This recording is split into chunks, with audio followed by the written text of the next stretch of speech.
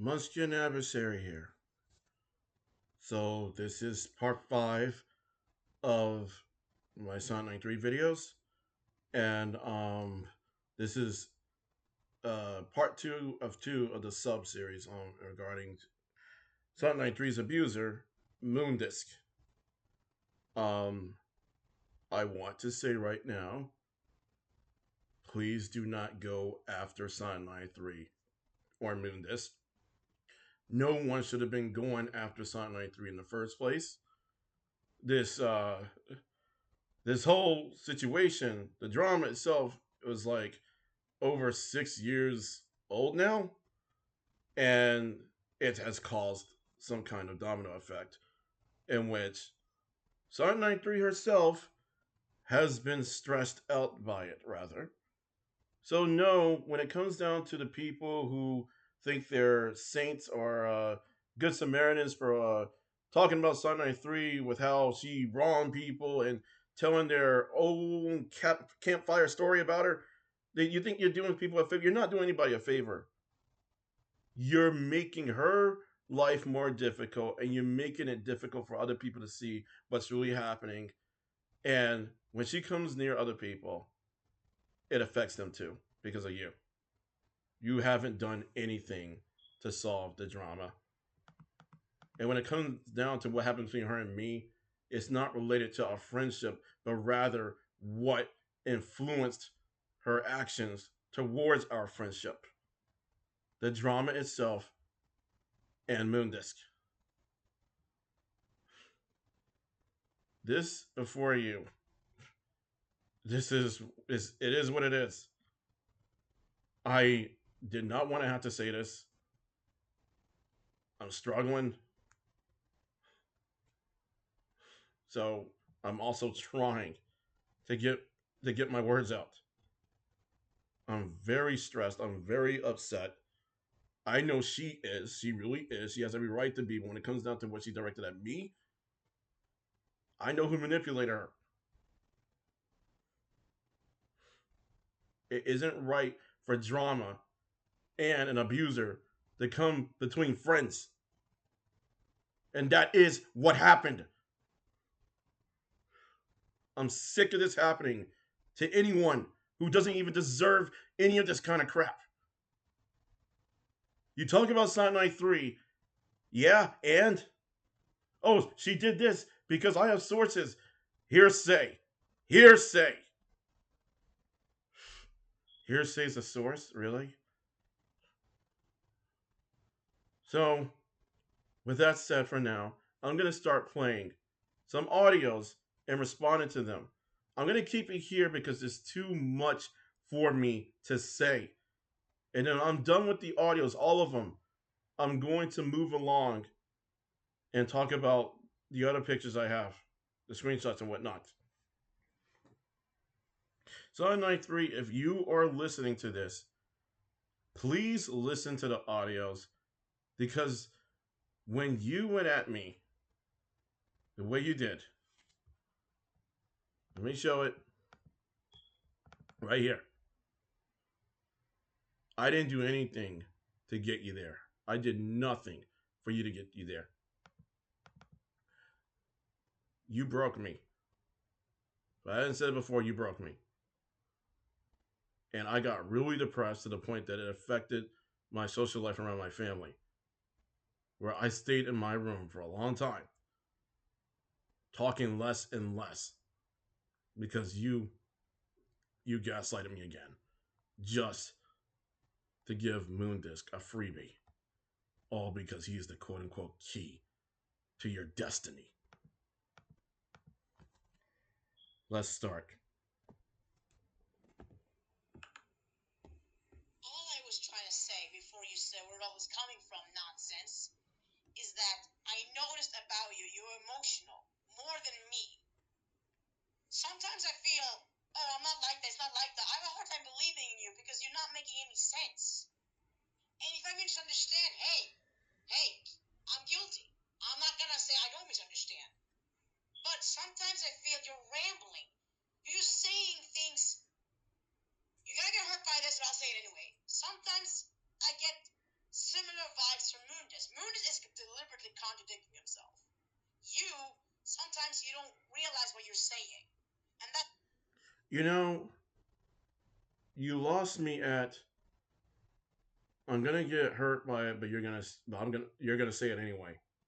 Or whatever. You thought it was necessary for you to say it. Like, there's a difference between being blunt and actually being selective with what you say. Yeah, you were selective with it because I told you I did not like being compared in that way to Moondisc, given that he's an abuser and there are better ways to compare us both. I'm not trying to say, oh, you have to one up him with me to compare us both. No, I'm fine with listening to what he does good and what I do good, or what he does better, and what my profession would be compared to what I lack in. But no, you kept comparing us in a specific way to the point that it came down to this. You started rubbing him in my face and blaming me for things I didn't do versus things I did do wrong. If you know something's going to hurt me, why is it okay for you to say it? And ask yourself this: you know something's going to hurt you, and I know something's going to hurt you. I have no right to use something that's going to hurt you and say it anyway when I'm like, oh, Sonic93, this is going to hurt you, but I'm going to say it anyway. You suck or whatever. No. And you don't suck. But this sucks. that's why I say you don't make any sense. You're not being reasonable. You're rambling. What are you talking about? You say things that have nothing to do with anything. Just because you don't understand something or someone doesn't mean it doesn't make sense. There are times when I may get my thoughts mixed up. There are times when I probably don't make sense because I don't get what I'm saying and my mind's probably drifting off, whatever. I have brain fart moments. But you do not have to be this critical to the point that you act like I'm the only one and you never have those moments. You've had those moments and I never criticized you over that. I get reminded of Moondisc sometimes. There you go. And Moondisc think I'm being biased to you, and I'm not. I'm the same way to you as I am with him. If anything, I'm so-called better with him than with you. You're literally better with him than me. Now you are. You're biased. He doesn't let me be myself. And he doesn't let you be yourself, yet you treated him technically better than me and anyone else who's ever made mistakes around you. You also treat him better than anyone that's ever truly wronged you. But what's an even bigger insult is that you compared the two of us and acted like he was not your friend. You said he wasn't your friend. You said other things about him, yet you gave him way more chances than me and anyone else combined. All because of your goal. But he thinks I listen to you more than him, which is not true. And you already know this. Of course. But my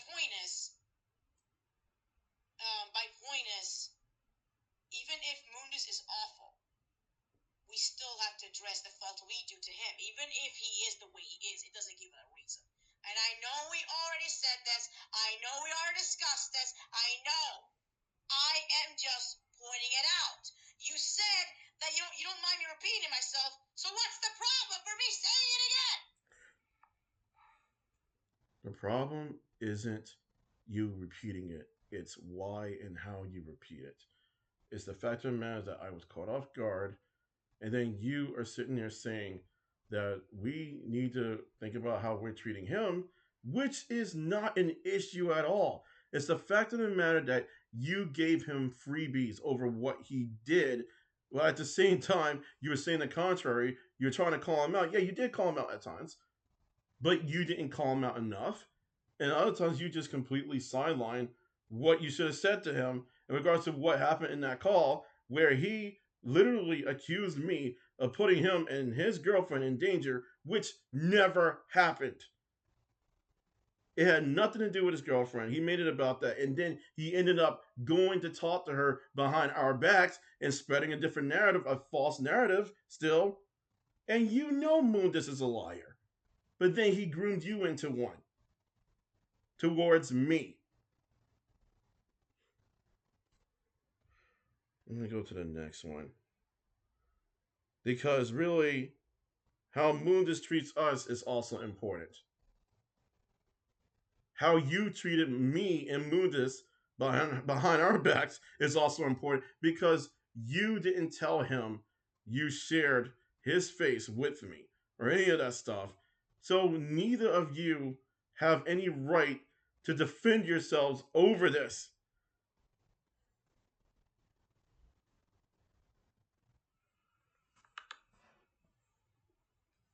When you said, I don't care about the CC, you don't understand what I'm saying. You say you care about the outside of the CC. You're saying that, oh, this could happen to you, this could happen to Moondisc. And I understand your concern, and I appreciate your concern. What I mean is, um, you can't be open, like, you can't just be saying however you want, letting out your feelings in the CC. This is what I'm talking about. This is what I mean.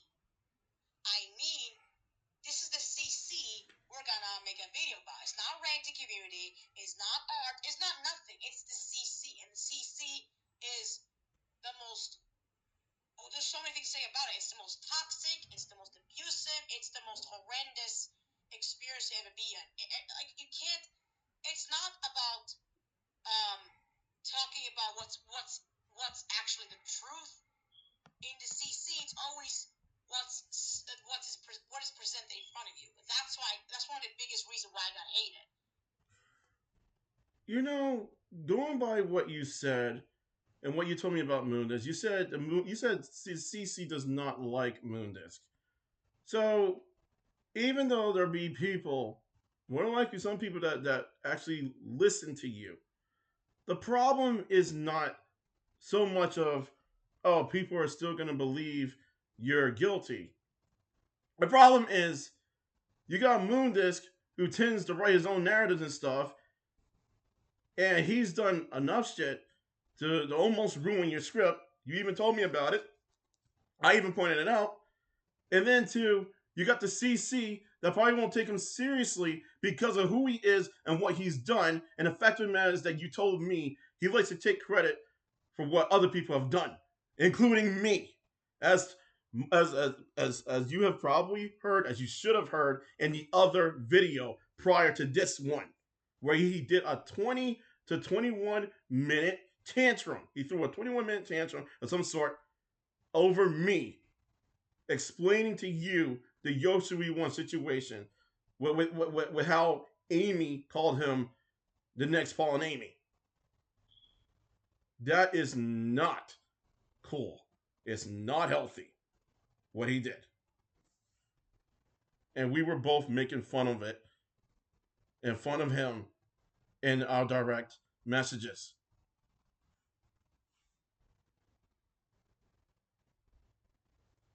I'm going to fight. It's not because of what I did. It's because of how people present me as in their videos on me. And you should think about how Moondisc presents you. And this is also why I need to look at Moondisc's script, because he could do the same thing. Uh-huh. He's gonna be called out, like you said. People are gonna either question his true narrative, what he's saying, or or he's going to give people the impression that Moondisc can't make up his mind. He's conflicted, and this isn't okay for me. I don't care if Moondisc does that to anyone else, but this is my case. It will hurt my case, like you said. And that is why I have to make sure Moondisc isn't acting and talking just like the CC. And like I said, on the bright side, he gives me the upper hand to do whatever I want with the script. At least. He gives me that upper hand, and that's why I'm looking through the script. And I just don't want to be distracted. I really don't. I don't want to be distracted. I'm trying to give it myself the upper hand to look through his nonsense script. They're not all nonsense, but you're basically correcting the script. And I just want to point out something about you in the beginning, that I noticed something that crashes between the way Moondisc is and the way you are. And when I said before, drop it, I know that I said that. I said it because I was very tired. It was like 10 p.m. I was just in my sister's house. I didn't want you to be upset. I didn't want to deal with it. So I didn't mean to mislead you, but I was too tired to deal with it. That's what I said. That's the thing too. You say you don't have. You say you don't want. Well, basically, you don't want your time wasted. You don't want any distractions.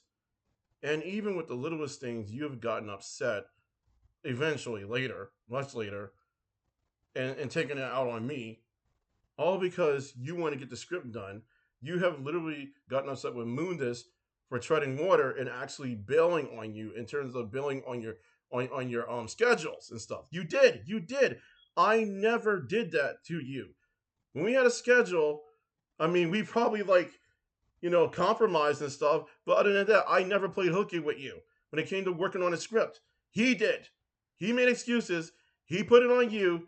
He actually blocked out your emotions. I didn't block out your emotions, even though there are times when I accidentally derailed. I did not block him out. I didn't act like you were a tool. He treated you like one. And then come to find out, when I expressed some type of concern, you're telling me about what you went through, but it wasn't right then. It wasn't initial. I apologize for that. I didn't know what happened at the time, but when you brought it up, I mean, it did shed light at least. Again, I'm sorry, but sometimes you expect me to understand something I wouldn't understand until either A, you explain it, or B, I see it. And that's how it is with you too.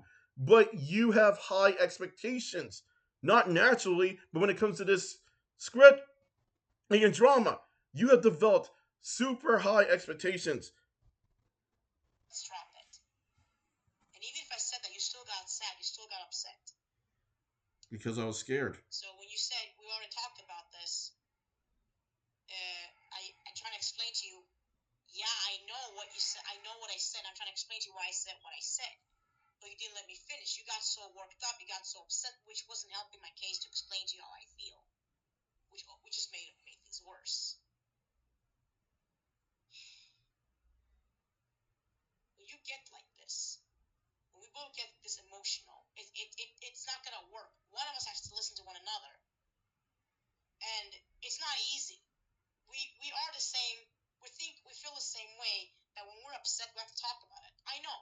I'm used to people usually want to keep it to themselves, and so when it comes to you, I understand completely. You want to vent, you want to let things out, and I would have liked to do that last night, but in my place, but I was too tired. I couldn't deal with it. I was too tired to deal with it, and I needed a break from the call between you, me, and Moondisc, and reflect and let him be, and just trying to process emotionally that I have to trust him, even though I don't trust him.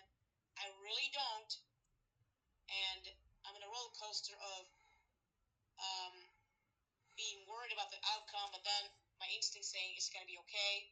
It's an emotional roller coaster. It goes up and down, and if I could, I would keep things to myself. But for the sake of my emotional health, I let things out. I have to, otherwise I'm gonna go crazy. I'm not gonna be able to do this. That's why the mini rant series were there to begin with, to say the truth, what really happened. Say the truth of why I did what I did, and I was right all along. If people want to believe the opposite, that's not my concern. I said the truth, and if you believe it's not the truth, that's on you, not on me. I'm not responsible if you believe me or not. I'm not. You're responsible for what you think about what I said, not what I think. I'm not what you feel. I'm not responsible for what you think. I'm only responsible for informing something the best way possible. First of all, you say you don't trust him, but you ended up treating him like he was the most trustworthy partner that you've ever had. You did. Your actions said otherwise. I get that you do not. I get that you. I mean, I get that you say your piece. You can't control other people. That's basically true, and you're not trying to control them. But they were trying to control you, of course. That's fine, but the way that it goes when it comes to Moondisc, you've already called him out on like, messing up the narrative or whatever. And he could have done that to the point where it's like, all right, so if it affects another person, especially, you actually really should think about that. And people are going to look at you and call you an enabler for what he's done when you know that he's done something wrong. I think I got that from Moondisc, ironically enough. But anyway, I was quiet in the call because if I there was no point in talking to you in return. And I was like, why do you not notice how quiet I am? You didn't say anything. You didn't acknowledge, are you okay? Is there anything you want to say? No, nothing.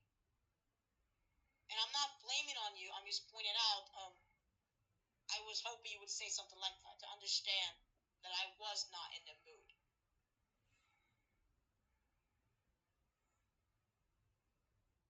You don't blame me, but you acted like you did.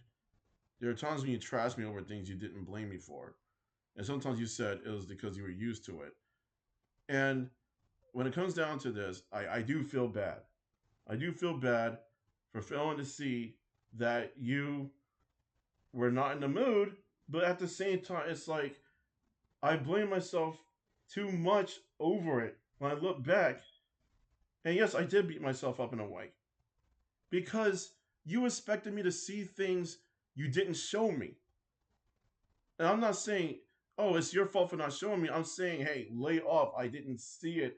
I had no way of knowing certain things. Yes, I feel bad that, hey, I probably got on your bad side because it wasn't a good time, but you put too much blame on me despite you saying you don't blame me. Your actions say otherwise.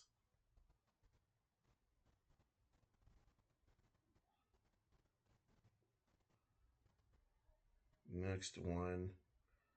I think, honestly, I think I should go back on something. Is the most, oh, there's so many things to say about it. It's the most toxic, it's the most abusive, it's the most horrendous I'm only revisiting something. experience to ever be in. Like, you can't, it's not about um, talking about what's actually the truth in the CC. It's always what is presented in front of you. That's one of the biggest reasons why I got hated. It's not because of what I did. It's because of how people present me as in their videos on me. And this is also why I need to look at Moondisc's script, because he could do the same thing. He's gonna be called out, like you said. People are gonna either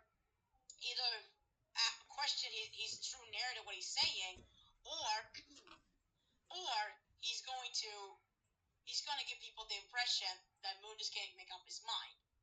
He's conflicted, and this isn't okay for me. I don't care if Moondisc does that to anyone else, but this is my case. This right here. I thought I heard this. You saying something like this is so damn selfish. I had a different impression the first time I heard you say this. I thought you were basically saying, I have to focus on myself. I really can't concentrate on what happens to another person. But hey, this is my chance to rise. Anything that happens to them is not my responsibility. That's on Moondisc. But no, it's like you don't care what happens to someone else, and I see it through your actions, through like what you just said and how you treated me.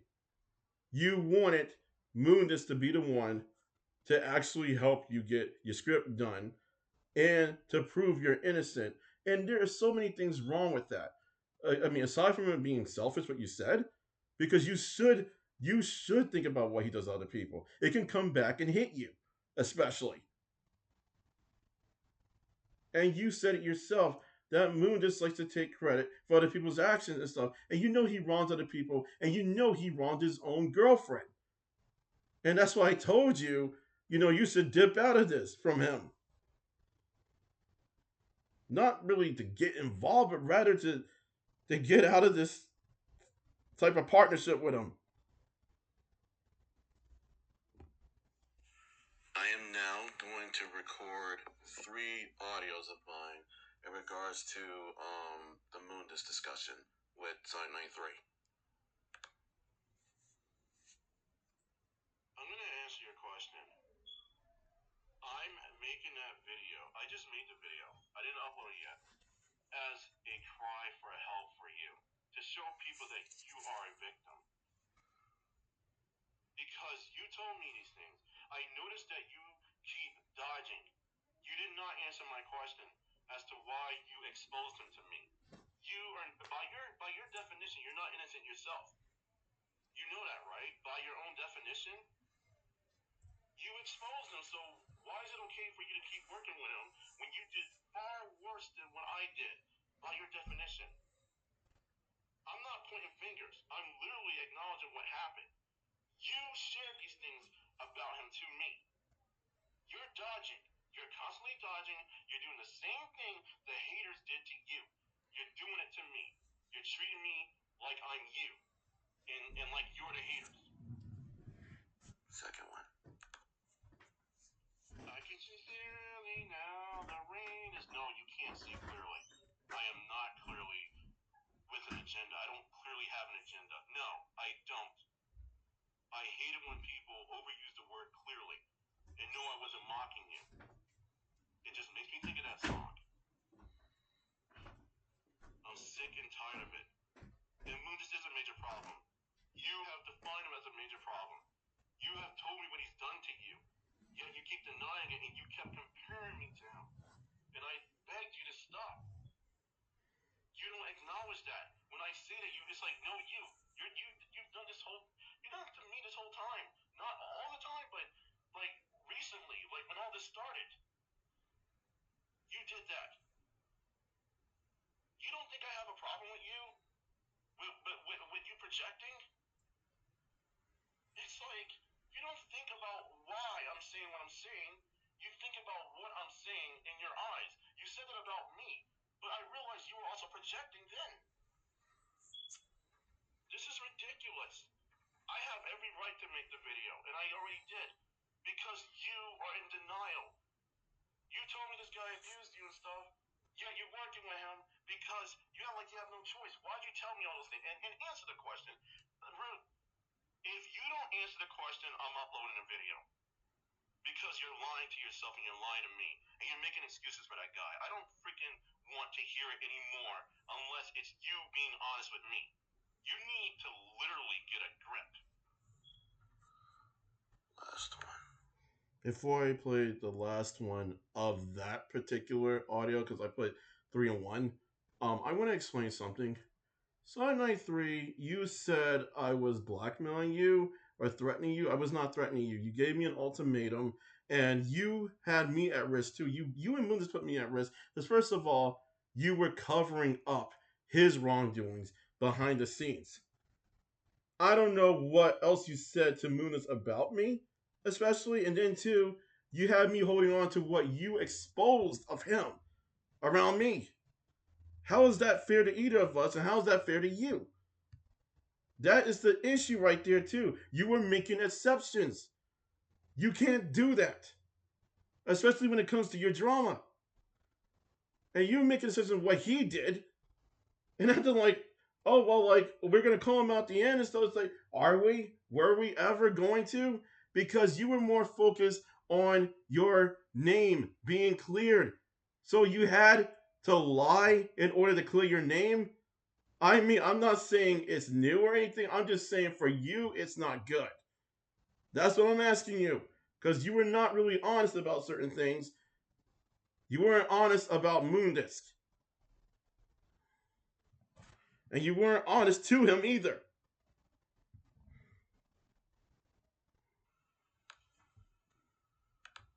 Here we go. This is what you've become, Moon. This is not who you always were. This is not even really you, but your actions symbolize you as false. You are deceiving.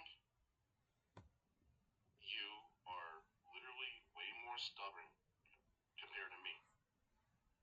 You are afraid of your own doubts. You have been afraid of what Moondisc could do. You've expressed it already. I don't like how I came off to you, Sonic93. I don't like the description I gave you. I mean, to me, you were very stubborn, but it's like the way I came off with it and all. I was very much angry and hurting. And at the same time, I feel I was out of line with the words I used. I don't know how much that hurt you, but I am sorry. I wish I never said something like that, but at the same time, there was so much pain and confusion in me from what you did. It's like I didn't know what was happening to you. And it's because you don't want to lose the chance. You threw me under the bus. You literally did. I didn't throw you under the bus. You threw me under the bus. And you don't acknowledge the majority of what I say anymore. You used to, but you've been dodging. I noticed that. So, okay, so prove to me that you've been listening, bro. Reflect on all I told you. Reflect on all of it. I haven't always reflected on what you said. I've missed out at times, and that's my bad once again. But if you are such a good listener, answer all of my questions. Answer all of it.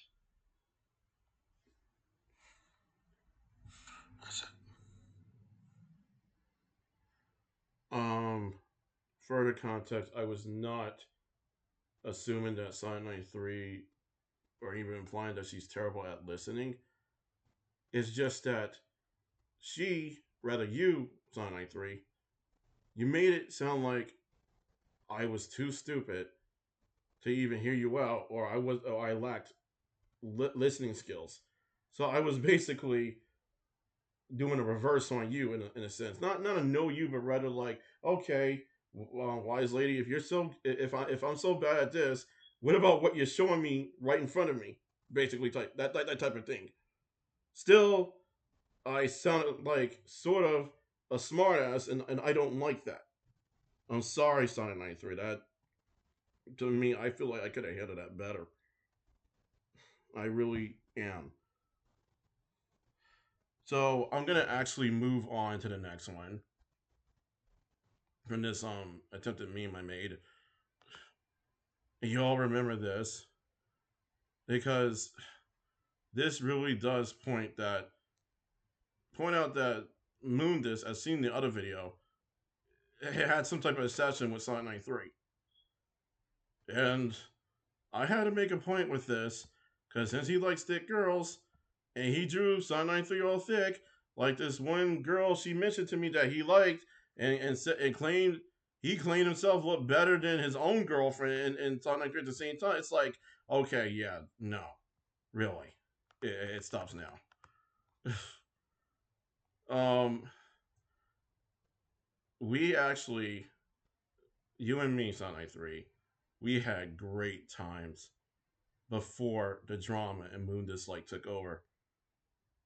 Really, I know you said he didn't talk to you as much, but it was like some type of probe like planted into your happy place to the point where you just took so much out on me from all that influence that he gave you. And we never even played Super Mario Brothers Wonder again. We never played the Mario Party game that you recommended me that you also have. We never played it. I still have it. I didn't get rid of it. So if I ever hated you or if I actually thought like you're not worth it, why do I still have the game? I still have it on my Nintendo Switch. I still have these pictures. I'm gonna keep these pictures. You don't know how much you mean to me despite what happened. And this is what people do for a living. A lot of you folks who love to narrate your own version of your very own Sonic 93 pet because you can't get enrolled into some college or some type of business that gets you up there with Marvel and DC. I'm sorry, you want your own cinematic universe with her in it?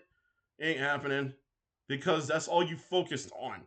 Well, a lot of us people were actually trying to get further in life and help those in need. Meanwhile, you distracted us from helping those who are actually victims, and you actually distracted us victims who are actually going through things similar to this, but actually dealing with real abusers who are not Sonic93 because she's not an abuser, despite what she did to me. And this is incomplete. I will get it done whenever. Maybe in the next video. Who knows?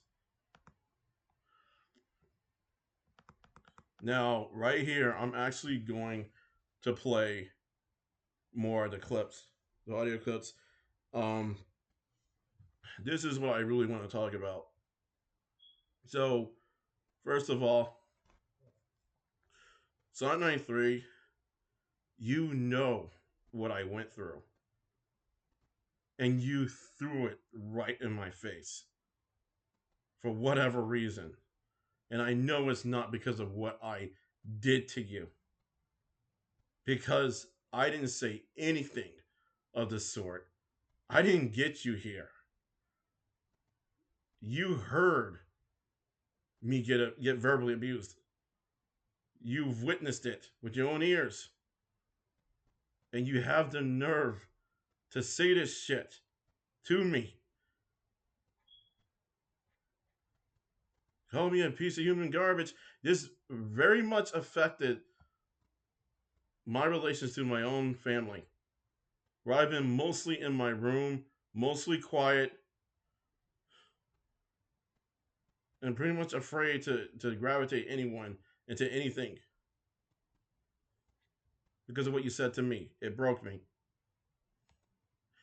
And I put this here because I found this image and I put it here because it's true. Like when I saw it, it's like my brain didn't even click until I came back and read it, and it's like, yeah, you said this, huh? You really went there. You probably expected me to cry like Baby Mario with a whole bunch of folks going, oh, like really. I don't know, because you turned into a hater. And now treated me like I was the version of you that kept getting beat up by the haters at the time. I did say I was going to play the audio, so before I even talk about that picture, I'm going to actually talk about Bugsy. But first, the audio. I don't know what you want me to say. I already explained it, but how are you so confused? I am asking you, how do you explain the mistake you did with Bugsy when you claim that mistakes, I'm only doing this mistakes because of the drama, nothing else? Okay, what about Bugsy then? He's not related to drama. Don't say he is because you didn't cut ties with him because of the drama. You didn't. You didn't cut ties with him because of the drama. I'm asking you, what mistake? How do you explain your mistake you did with Bugsy? How? I can't be more clear than that. I think this is either before or after you apologized to me. But then again, I think you went back and acted like it was an issue that I cut ties with Bugsy. Like my ex friend who introduced me indirectly to you and to your drama. I had a good reason to cut a guy who had literally a hacker checking out how many times I was talking to you. A guy who literally neglected a common friend, I'm not common, a mutual friend who happened to be 18. It was actually sexually assaulted before, like me, who was a suicidal in the group. I had a right to do that, even though they had someone tending to them. Bugsy didn't let us know. Bugsy was rushing for us to get online or whatever and check what was happening to them because he was claiming he couldn't help them or whatever because they didn't. He had to like, oh, they don't like me. Basically, it's not his exact words, but that's how he was behaving. And he gave us all three of us, a different narrative of what he couldn't do or what he could do or what the situation was, practically, so to speak.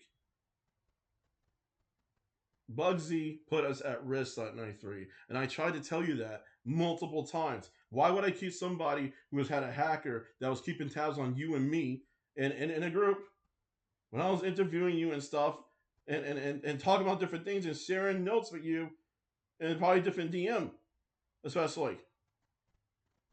Why would I do that? You would have been mad if I kept him around. You were mad that I was talking to him, but not at me, but him. Some of the things you say go against your own wishes, your own words that you've said previously, and you don't really think about that. You seem to be more operative on nerves. Like your nerves are damaged. That's what it seems like. I'm gonna go to the next one. But before I do, I want to talk about this picture right here. So, speaking of putting Sonic93 at risk, so you people who like to make your own narrative on Sonic93 and you spread hearsay and stuff, you realize that you're putting her at more and more risk, and anybody else that gets dragged in this, you're putting them at risk too. Because this could have gone to our family, like these memes and stuff. Your words flying around, they could alert her family. It's like, do you care whether or not her family believes in the lies that people are spreading about? Oh, but they're not lies. They're telling you. But what about how you are handling the situation? Because her family, her family may see her differently, and you don't really consider that. It's like, oh well, they find out, right? Yeah, I bet it is like that. But you want her to look like this when she goes to jail, like someone's talking about her going to jail or whatever, and like hopefully she learned her lessons. It's like, why are you hoping? Why are you making this fictitious bullshit about her? I mean, her family sees her drawn like all like exposed or whatever by some artist like that. You care about that? You care if it affects her friends at work or her boss, anyone? And it's like, oh, how can you take this seriously because of the way I drew? It's like, I'm not really forcing you to, but given that I did draw some humor into it, you might want to actually look at the important context that, this is basically you all acting all heroic, like you saved the freaking world. And then this is her. In the end, I mean, hey, it could happen. So you can go, it's no use. Haters gotta hate because you're obsessed with quote unquote hating her. It's terrible. It's like she's a drug. Sonic93 is a freaking drug in which you gotta hate on someone and make up your own story. That's what Bugsy did. You made up your own narrative on her, man. I did not appreciate that. Even though your narrative is probably what helped me to get to know her, to see her, and see that she's actually a victim. You weren't aiming for that. You were trying to weaponize me. I know you were. Here's the next one. I don't have time, but I feel I wanna express something that you said in the recording that kind of bugs me. I'm not gonna lie, but so the first thing I'm gonna say is, first of all, I thought you blocked him. How is he? How can you talk to you? How can you talk to him in the group? Like this is the first thing I'm gonna ask. Like I thought you blocked him. What happened to that? I asked you like, where is your take on Bugsy, and you said that you wouldn't forgive him or something. I meant to ask like, what are you gonna do with him now? I have constantly told you he's not going to change, and now you said previously, like last time, oh, Bugsy isn't gonna change. Like, yeah, I already said that to you already. So why are you acting like this is surprising, or this is something new, or whatever? Secondly, I also told you Bugsy doesn't like me. I already told you so many times Bugsy doesn't like. He made it very clear he doesn't like me, and I believe now that you blocked him or whatever, he doesn't care about trying to be friendly about me in front of you. talking about me, if I can ask. Because I know Bugsy doesn't like me. He will never like me. Okay? And this is also proving he wasn't blindly following the bandwagon. He voluntarily joined in, and he still does it despite you telling him otherwise, despite you telling him the truth. And this is one of the reasons why I cut him off, because he would have done something else to you more than likely. I did not want to risk that. I did not do it for a different reason. I did not cut him off for a different reason. I cut him off for multiple reasons, including what he did to you and what he did to that friend, what he did to us as a group, me in the circle that he used to be part of. He was hiding things from us, and he was doing it because he got called out for what he did to you. I called him out, and a mutual friend, come to find out, was a fan of yours. He found that out, so he was distancing himself for that reason and multiple reasons. And really, why would I keep a guy? I don't know if you said it in this recording, but it's like, why would I keep a guy based on what you called me out over and one more DMs? Why would I keep Bugsy close to me just because he's going to contact Super Sprite and tell him what you're up to? Like, I would have caught him. Other people would have caught him. You panicked. You literally were panicking over this Sonic93, and you took it out on me, which leads me to go like, this is related to Bugsy. You do realize that when you were talking about Moondisc, especially, when were you going to cut ties with him, especially? When were you going to? At the end, it's like it could have been forever. What he did to you, all that stalling he did, but you were excusing his behavior to a certain degree. Not always, but to a certain degree, yes. And you say, I'm no better than the haters. I'm no better than anyone. It's like, so you just tell me I'm nothing.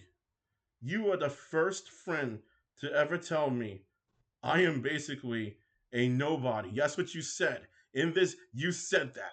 You literally did. It's just, I wasn't even doing this stuff to you. And then, too, you wouldn't even answer to this. You wouldn't even reflect on this. That you also put Moondisc at risk by showing me his stuff, showing me his face and all that. How is that even fine? You're both terrible partners towards each other, and you know it. And for you to bring my mom into this, why? Well, I didn't do this shit to you. Why? How did it all make you feel? Your responses, huh? It made you feel good. If you feel good, you know where to find me. You can let me know. You can message me, but I am not freaking going to deal with you and Moondisc being a dynamic duo in some music video like you freaking Batman, freaking Frank Frank Miller Batman and freaking Carrie, what's her name, who's the Robin, who's the new Robin of that freaking universe. Like, no, it ain't happening.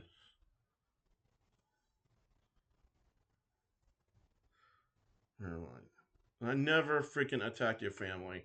Your folks know about me, and they're the same folks who voice concern over you talking to Moondisc, and you still talk to them.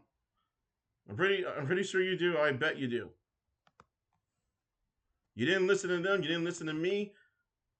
So how are you safe to act like I'm a terrible friend? You also projected on me, and I was serious about this. I really was. You did that to me. Granted, I know that relative is still alive, but that was the same relative that nearly outed me on purpose. You know that too. You know that for a fact. Why would you use them against me?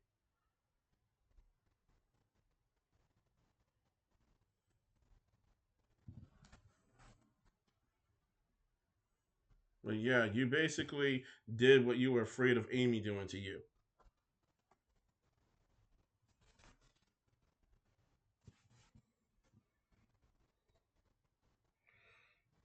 Oh goodness.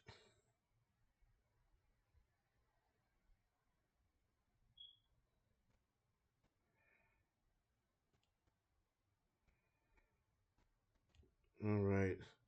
So I'm gonna move on to this. If anyone's done reading this, if you read it, please do whatever.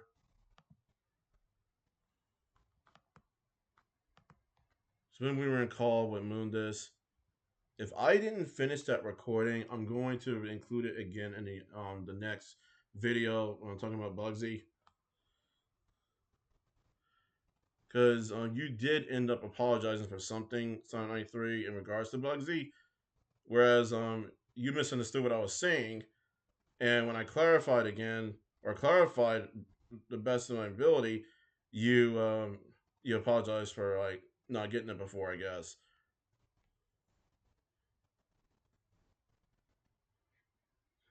You asked me if I was mad at you because of what happened in that call with Moondis, and I said I'm mad at myself.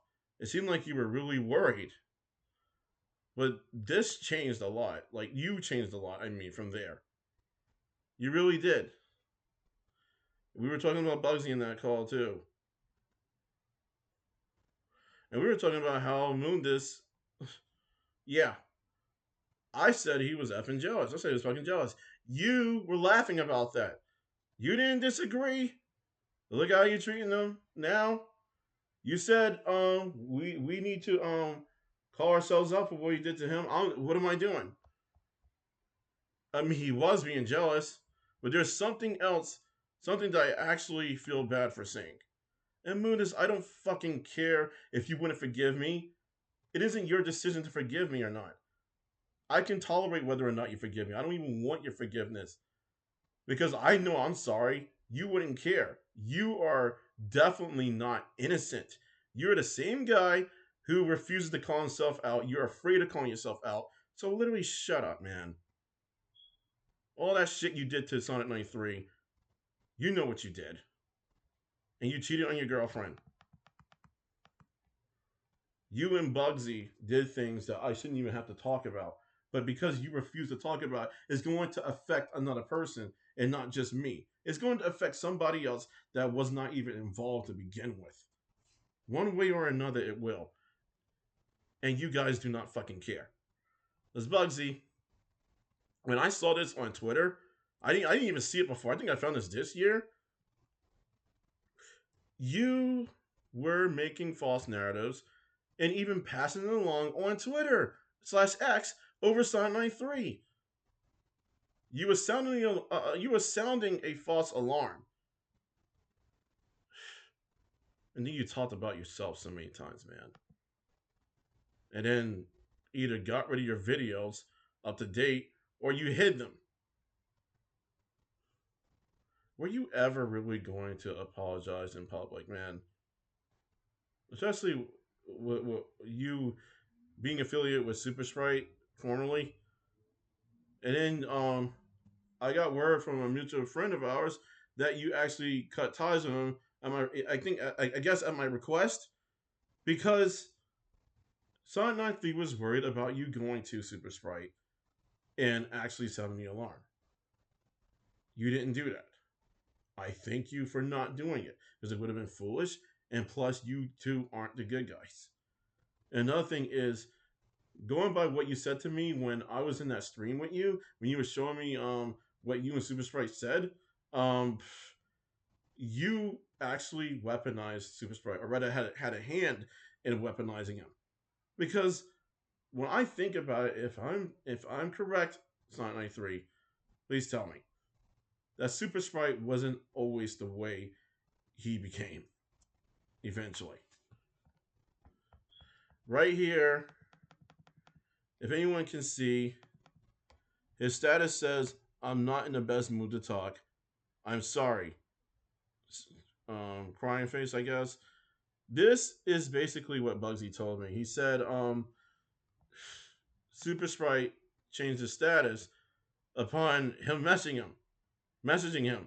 So we were speculating, according, based on what Bugsy told us, that he was afraid, that he knew that something was up, according to Bugsy. But Bugsy, there's something else you did in your video that I don't like in one of your videos. You involved your girlfriend and you used her as an example of having a relationship compared to Sonic93, who is quote unquote in love with Silver. It's like, did you need to do that? Did you need to boast your ego? Like, really? You're all turning her into the new Guile of Street Fighter by giving her so much attention, whereas her meme works apparently everywhere. And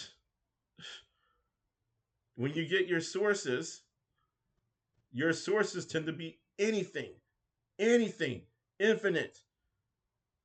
Because you said you and your girlfriend got your sources, Bugsy. Like, are you Agent Mulder and Scully from the X Files or something? I'm like really CSI. Like, we got our sources, and that's how we found out that. Oh my fucking goodness, man! Shut it. You think you're so clever that you could just do this to anybody and you could just walk off like nothing happened? That's what you did. That's what you freaking did. You did that to Sonic93. And a lot of I'm pretty sure you did this to other people too. How are you heroes? How? And we're the victims, huh? Anybody remember the list I showed in one of my videos? We're the victims. What are they doing? Are they speaking up? Oh, I got another thing to say, Bugsy. So about your hacker buddies. If they're listening to this, all three of you need to join in and confess what you did. If you had a hand in what happened with the Sonic93 situation, you need to do that. Bugsy, you need to do it too. And all you need to disband for good and never set foot in his DMs ever through his account, because that's invasion of privacy.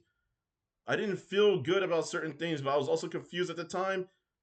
But hey, this is me talking now. I should have said something back then. I should have detected something back then, especially. And now that I detect it, you have probably invaded a lot of people's privacy by seeping into his profile and talking through it. It's like, why do they get to know things? Why do they get to talk about somebody like, someone you don't like, Bugsy? I'm not talking about Sonic93. They get to talk about someone you don't like because you are venting about them and you're about to take action or whatever on them. Do you know what I'm talking about, Bugsy? It is not Sonic93. It's another person. The person you claim threatened you. You were about to go militant, or you were planning on it. But one of you guys, this is you, man.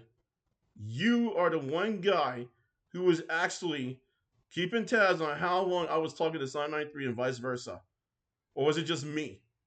I know we talked about it before, but you all had an influence on what happened between her and me. You did. You, Moondisc, the drama itself. You're not innocent. You can say that you showed me Super Sprite stuff. That doesn't make you innocent. That doesn't mean you redeemed yourself. The thing about you guys, if you were around when Bugsy did this shit, you could have helped prevent it. You could have said no to him. You had your own minds. You could have said no. Bugsy, you could have thought for yourself and said no, but you used your girlfriend. In the same video, you had told her what was going on because she asked you. And then you told me, oh, well, you had your sources, both you and her were doing homework. No, you weren't. You lied to her in the video. And you lied to me about what you said to her when I saw the video. So I can believe that you actually did have a hand in and weaponizing Super Sprite. Because the more I see this stuff, the more I feel there's a different hidden story, hidden true story behind it all. And yes, I was talking to Sonic93 about you. If you didn't notice already, Bugsy. And I already talked about what happened. And go and re-elaborate any other video if I said it already.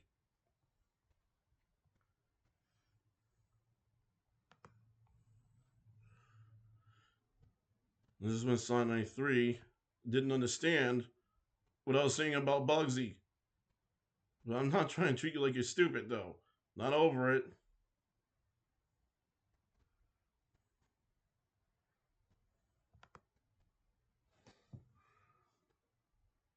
Um,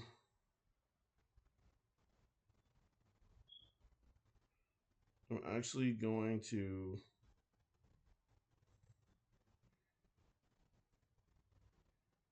I'm actually going to save some of these recordings if I've already played them, but there might be some repeats in the other video, the next one, because it'll be more relevant to Bugsy from Sonic 93.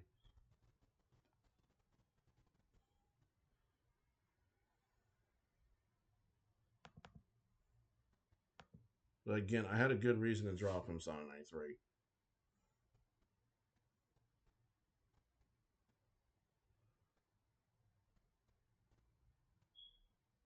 Wait a second. So you said that now things got solved. What do you mean by that? And I still don't trust Bugsy because it's like you said, he didn't tell you about anything in the video. Sprite or always putting things on you or anyone else. Yeah, he put things on us. Not all the time, but yeah, eventually. He still dragged his GF into it for no apparent reason and never gave her proper instruction of the whole Sonic 3 drama. He still got himself into this mess for no reason whatsoever. This is Sonic 3 talking. All this. And he has done the same mistakes more than once and always makes things about himself and not the issue at hand. So yeah, pardon me for not giving into his trying to change and be better when he hasn't done anything to prove it. So I'm actually right here, and this is me right here. I crossed myself out like I did it by accident, but this is me. But the reason why I'm also reading it out is because Sonic93, if you and others notice, the way you are wording things about Bugsy, and rightfully so, you wrongfully put it on me like you described me in a similar fashion later on. You did. You treated me like I was Moondisc and Bugsy in one, but ultimately you treated me like I was you when the haters were having a field day with you. Now this right here is going to be relevant to another recording. I was trying to show you, Son 93, that I was confessing what I did to you to my friends, to my other friends, because I felt horrible, very much terrible to the point where it's like I broke down when I was talking to another friend. That's why I was trying to show you this stuff because you told me once or more I did not care about you. And I was scared. I didn't know what was going on.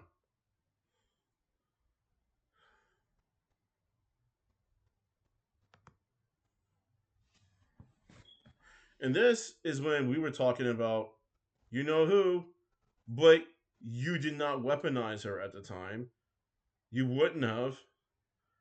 You've witnessed what she's done to me. You've witnessed me getting abused. So, I mean, by hearing it. So, why did you turn around and tell me I'm exactly like her, basically? Why even bring her into it? Why bring my mom into it? I never did anything like that to you. I'm gonna play this recording right now. It's Sonic93 about Moondisc lying. Do you know what else is funny about the call? I just realized that why is he saying you're putting me and Speak Up in danger if instead of saying why would you call the police for? You have no proof against me. Do you realize that? I just realized that. Like, he's making it sound like you're threatening him. But even if he may feel what you did wasn't okay, and I understand from his point of view, but why would he feel like, why would he make a big deal out of it if if he's not guilty of something? It could be just me, or maybe I'm overlooking into it, but I'm just like, bro, I get that it was a very bad start of your acquaintance or interaction or whatever. I get it. I really do. But, like he said, there's a reason for everything. So for him to treat you like you had no reason to say this and just randomly threatening you is funny. Because if he was really sensible, the way he sounds, the way he makes himself sound like, he would be calm. Why are you threatening me? Why are you upset? What did I do to make you this upset? Why are you bringing the police into this? I don't understand. That would have been more appropriate response than, you're the one who's yelling. You're threatening. You're putting me in danger. What? Like, dude, you're making it sound like he's a threat to you. I understand he didn't like what you said. I get it. I get it. But the thing is, he handled it so horribly. He handled it like a little coward baby, like you said. And he doesn't call himself. He doesn't see like, oh, is there something I did to upset you? Why are you upset all of a sudden? For example, I didn't do any of that. I just realized that. Um, Sonic 93. These are the times when you made great points, and not only that, he uh he went to his girlfriend and spread a fake narrative because you weren't taking his side, and you were actually neutral and acknowledging what we both did wrong, and that was fine, really. But he wanted you to take his side, especially when you did defend me, rightfully so, because he was trying to turn everything. He was trying to turn everything around on me, and even when he was ranting about how he did something too, like that you worked with him for how long? I guess he said that part, but he tried to act like he was more important than me when I wasn't acting like that towards him. And it's like, again, Moondisc, I take offense not because you're better than me, but because you felt the need to get jealous over me explaining something better to Sonic93 than what you did. It's like, why are you jealous of me? This right here, I was showing off things to Sonic93 that was me confessing how I sort of thought of her before long before, I mean a while before I met her last year. I thought she was an internet personality. I literally did. And I thought she was goofy and driving people nuts in a funny way. But I didn't know the drama was serious. And I thought about how more than likely everyone's getting hurt or everybody got hurt, including herself. I wanted to hear different things, different sides. But the hate train, come to find out, was real. Aside from that, I did say this. I feel bad. If you can't read this, I'll zoom in more.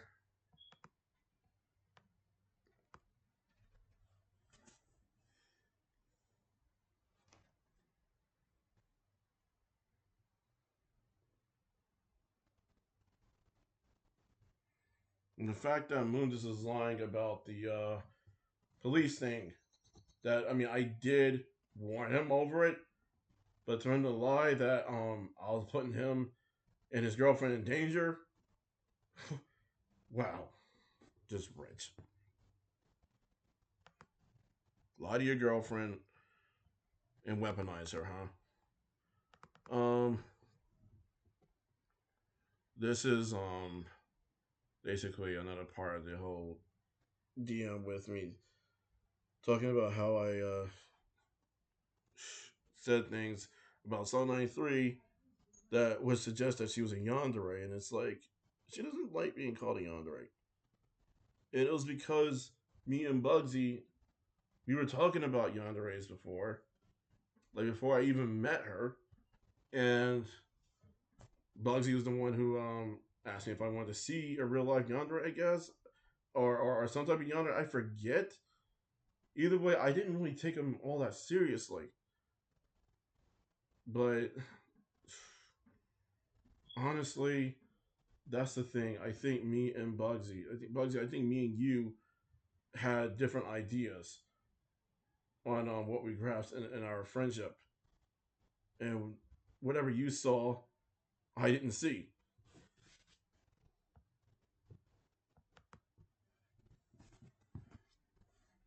And this is when I was trying to urge you to let go of Moondisc before it was too late.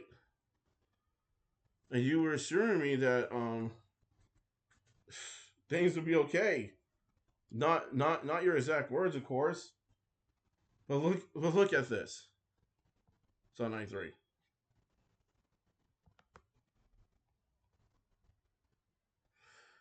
And you were offering to not talk about him anymore, and it's like, why should you stop talking about him when you are actually crying for help? You're complaining about something he's doing to you. What you could have done, in my honest opinion, was distance yourself from him by far and just work on things he gives you. I thought that was a plan before that you had.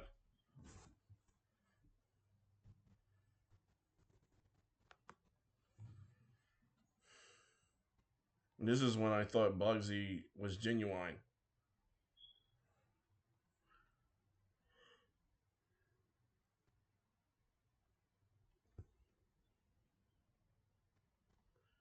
And if you knew that he was playing games and he blackmailed you and all that, why didn't you apply that?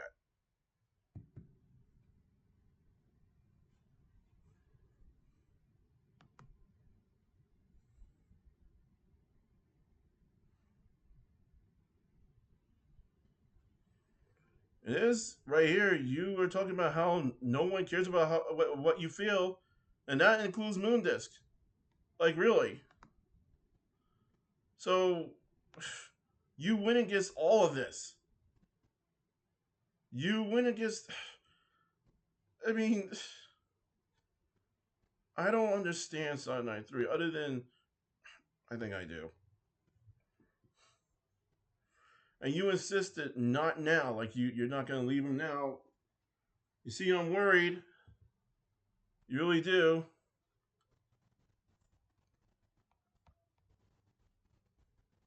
And this is why I said I did use the H word, Moondisc.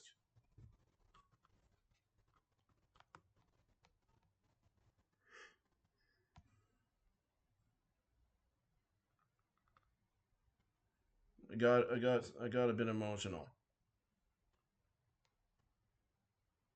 I really was very upset with what you did to her, Moondisc. And there's some things I don't know about Sonic93. You should tell me. But if he's really like this, you need to leave him alone.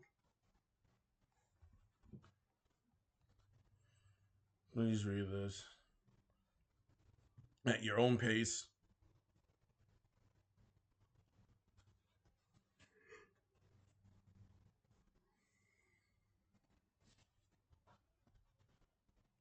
And we've been joking about him and stuff, and she acts like nothing happened. I'm not saying it was fine.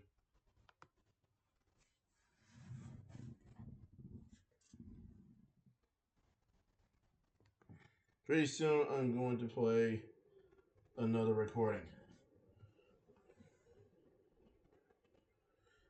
And this is the thing, too. She talked about how he's so attached to her, and she didn't get why.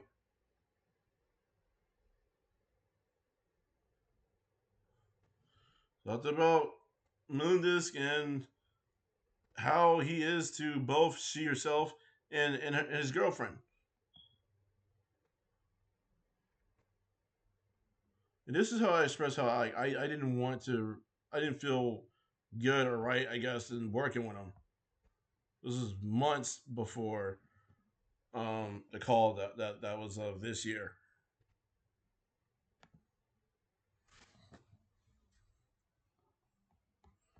Now, I did apologize for getting emotional and all that.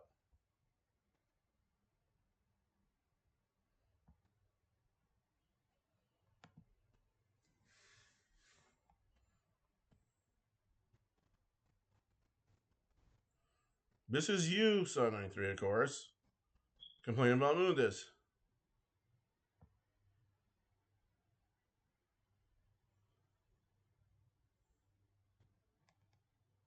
This is when he was playing hooky over the script.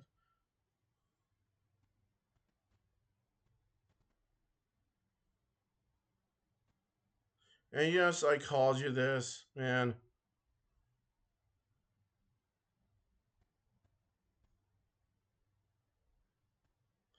This is what you didn't want happening, Sonic93.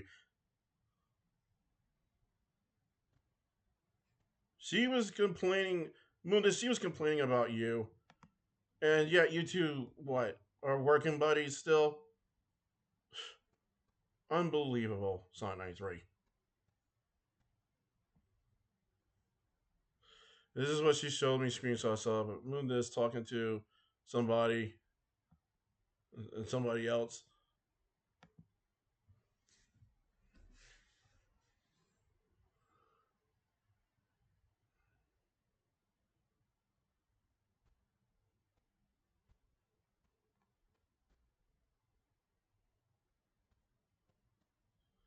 Yep.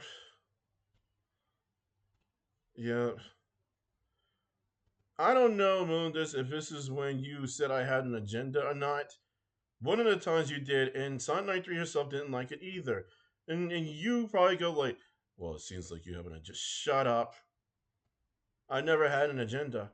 If I had an agenda, why am I so upset with how you and now Sonic93 thanks to you are hiding things from people in regards to what you did to her behind the scenes and how you used her as a puppet? Later for what you think about me, man. You can't handle what I think about you because you know it to be true. You can't even call yourself out. I can call myself out, but you can't. And now it's to the point Sonic93 can't call herself out because she takes after you. You join her all thick, like Roberta, whoever. Join her all thick right here, too, her more real life self with Silver. You're just disgusting, man. And then you try to one up her own art? Really? You're disgusting. You really freaking are. And you make me sick. This is her art, too. I think so up here. But this is yours, Moondisc. She was uncomfortable with you drawing her in certain ways, especially like that. This, I think you drew. I don't think there was an issue with this, and I don't think I had an issue with this either. And it's not up to me how you draw your style. But when you draw another human being like Sonic93, and you're sitting there showing your obsession with her, that's when you got a girlfriend, right then, there's something wrong with you.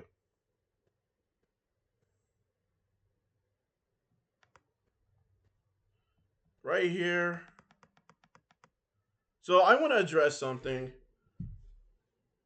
Those of you probably remember when I actually called Moondisc a groomer in the other video.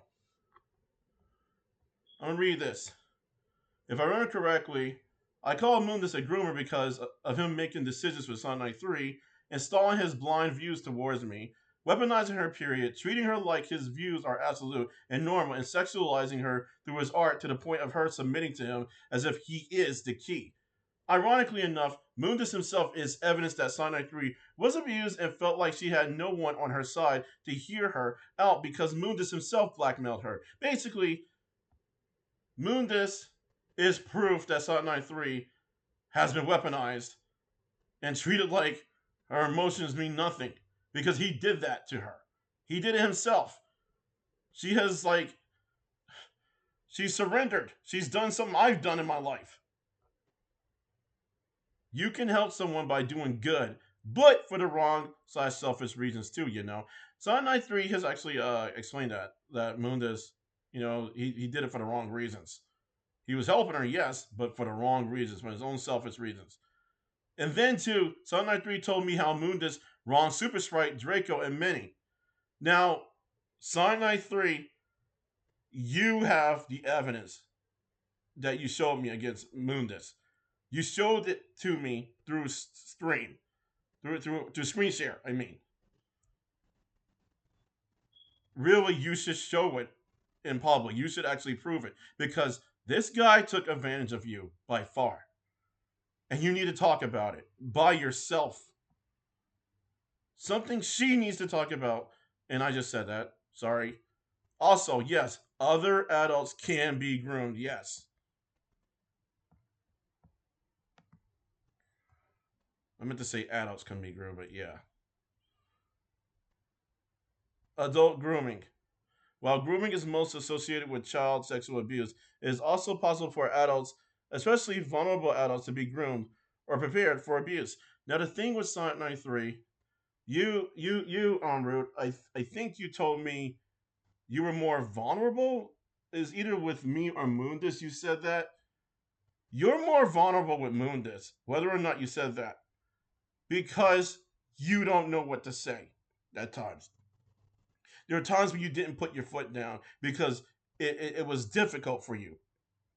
And you did not want to lose the chance of proving that you're innocent.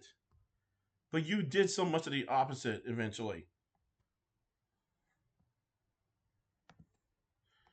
This picture right here, I'm pretty sure that is Moondisc. It's gross. And that's supposed to be you.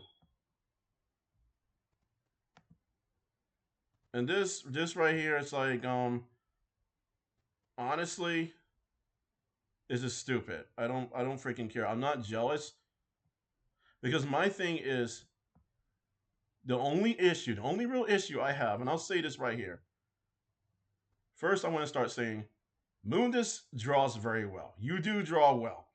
This design, despite how it reminds you of Jiren, of you, is really good. But the reasoning behind your design is bad. I can see it, especially considering you drew Sonic93 thick.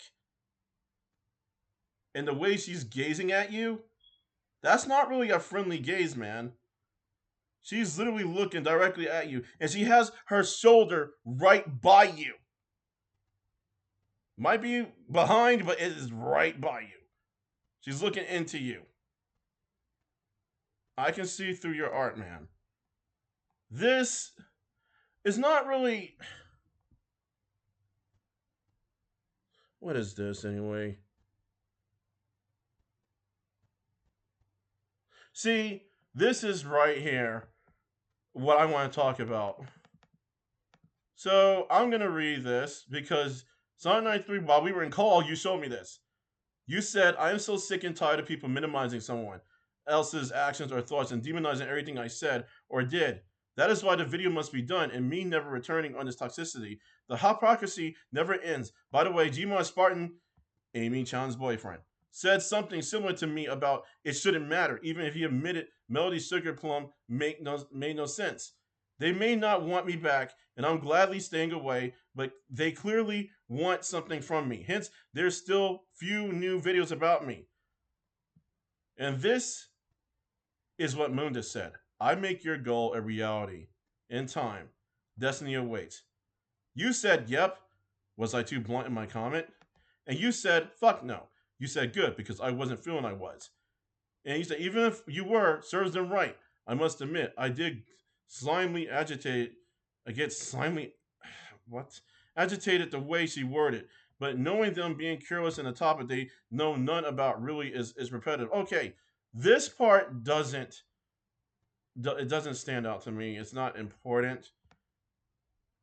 It's this right here. Lining up with what you said with Moondisc being the key. You are giving it to him. You are literally letting him puppeteer you more to get your goal, Sonic93. So how is that right? When I'm going to play this right here.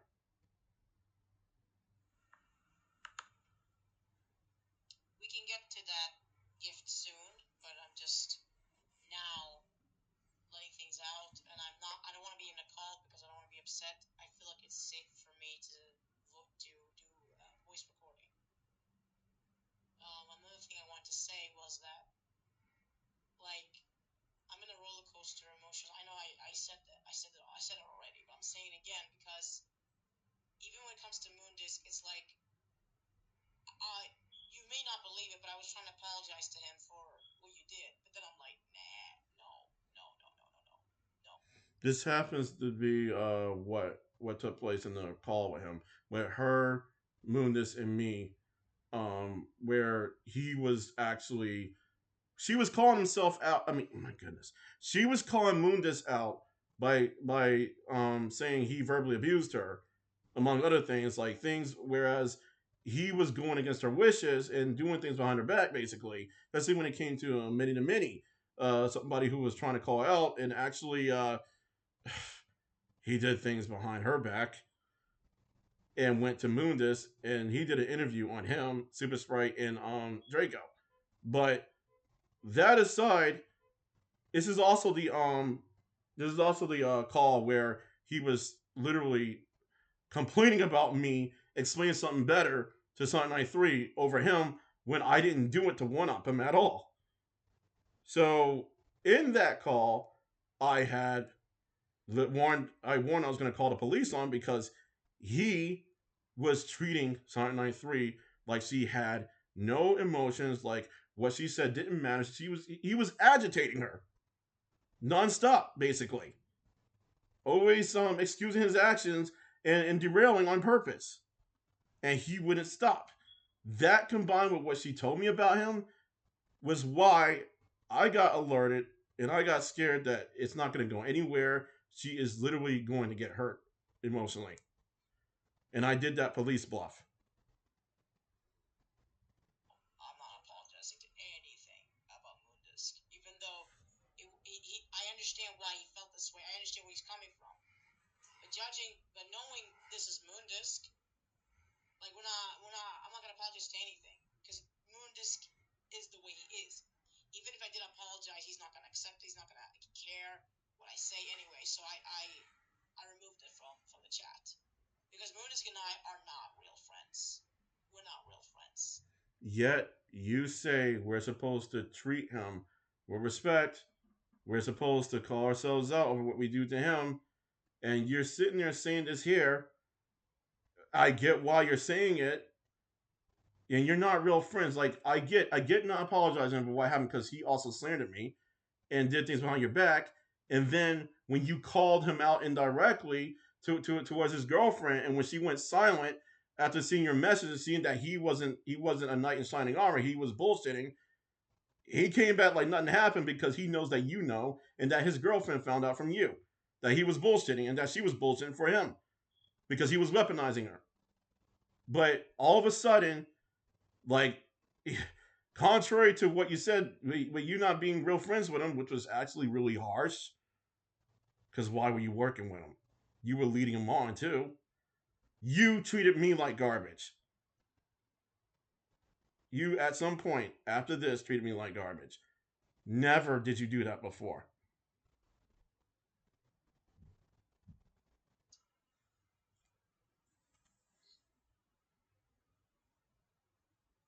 Um, so it's like I'm trying to process things.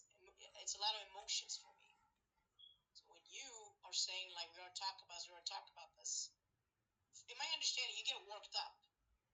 For me, I feel let me finish. You don't even let me freaking finish, man. Why are you getting upset when I want to talk about it? You say like I don't. You misunderstand me. You misunderstand me. Well, you misunderstand what I want to say too. You don't even let me finish. I was letting you talk because I was just gonna be upset anyway. He's gonna say, "Oh, let me finish. Oh, I'm not done." Or, do you misunderstand me? It's not going anywhere. So that's why I was quiet and talking. I let you talk. I mean, yeah. But sometimes I feel like you're taking up too much time for you to talk about how you feel. I don't know what I want to say, or I'm waiting for too long, and then when I do say something, um, you're taking forever to respond to it. Excuse me, you're having a long response to it. Sometimes I feel like I listen too much more than you listen to me. I'm not saying it's your fault. I'm not trying to guilt trip you. I'm just saying how I feel. That is all. It is totally fair. Totally fair for you to say that, considering there were times I cut you off by accident. I do apologize for that still because my nerves sometimes get worked up. Yes, they do from other things, especially, and I get scared.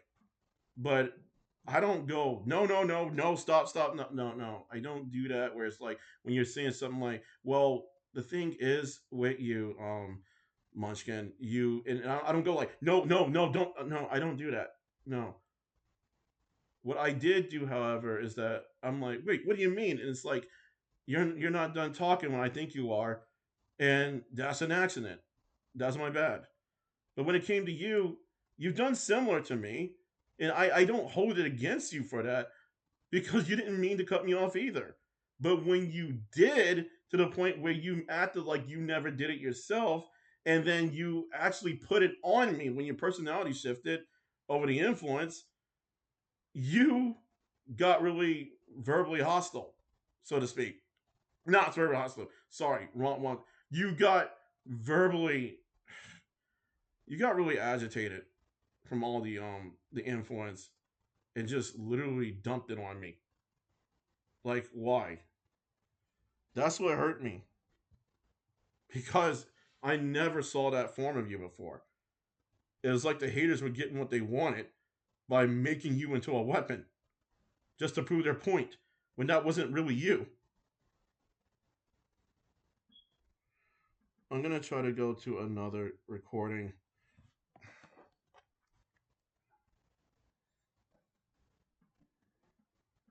but you not being friends with Moondisc, he's under that impression. Did you ever tell him that you were never really friends with him? Because you also said something about pretending around him. And this is you getting stressed out about Moondisc right here. It's a different recording. Hey, the thing is, I understand what you're saying. Logically speaking, you are absolutely right. But if you're gonna, but knowing how Moondisc is, I told you he's only gonna make excuses, and I am not up for his lame excuses. I told you before. I tried so many times to reason with him. I tried so many times to call him out. I tried everything you're saying that I should do. You know, like, oh, we should rightfully so call him out. But remember, again, he's just like those people in the CC. He thinks just like them. He acts just like them. He messed up his narrative just like them. This is why I have given up. And Moondisc is so inconsiderate, and he knows this. I told him you're inconsiderate. He doesn't take it seriously. He doesn't listen. I told him he's very insensitive. He doesn't listen. I told him you treat him like a dog. I told him everything. He acts like I never said it. I never said it. So if I question him in the interview, he's gonna say, "I regret it. Oh, it's in the past. It's not relevant today. Blah blah blah." Nothing I'm going to say is gonna be beneficial. The only thing we can do, like you said, is Moondisc to so-called admit his mistakes in the conclusion. But that's it. Because, hey, I've tried many times. This idiot isn't worth it. He just isn't worth it. If I will waste my time trying to call him out, that means I care. But I don't care. I only care about me, not him. That's the issue. You don't care about him, and it's like, why don't you care about Moondisc again? Why don't you care about him again? If you had some care about him, that would have been fair, given that he's also a human being, but he's also someone that abused you. So I also see why you say you don't care. But the thing is, you say you don't care about him, and it's like, why are you still working with him? You don't care about Moondisc. You don't care about what he does, right? You contradicted yourself in so many different ways, way more than I've ever contradicted myself. You did.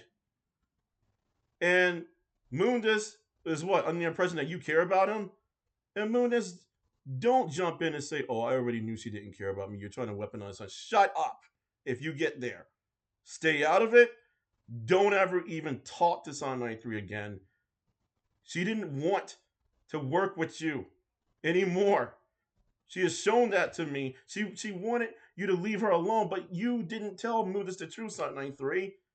You led both Moondis and his girlfriend on, just as Moondis led you on, but he led you on worse. And here it is. When you showed his picture again, I don't know if this is when we were both talking about. I think you were showing him a gif of her,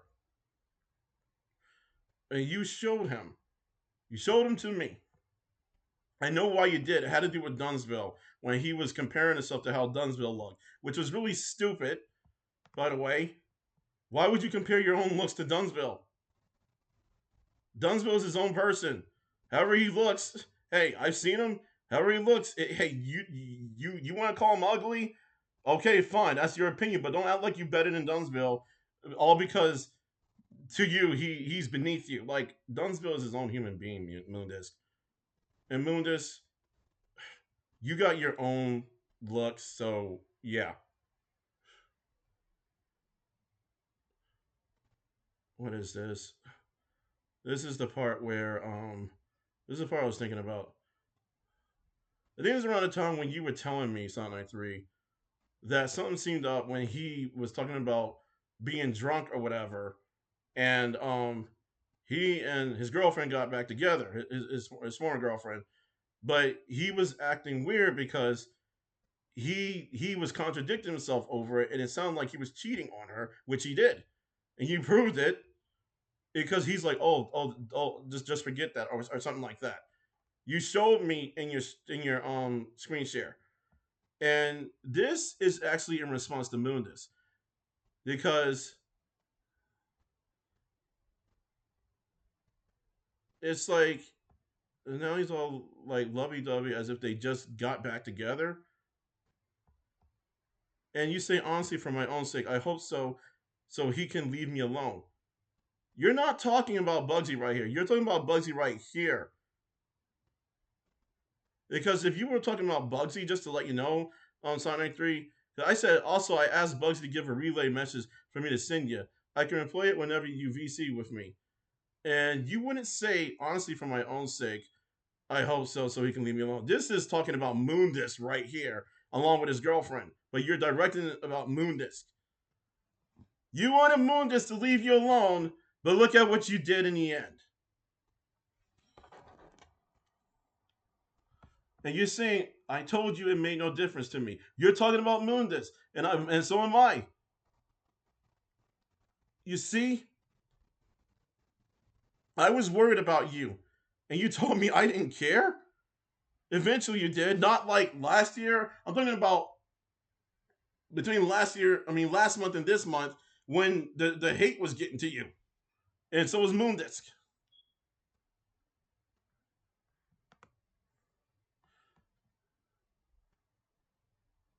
This was kind of derogatory, Moondisc. I didn't call you a racist name or anything of the sort. It's referring to a part, so yeah, it was really graphic. Not graphic, but it is me basically saying you trying to get into Sonic93's pants and all that, which you were. But still, I think that was harsh of me to say it like that.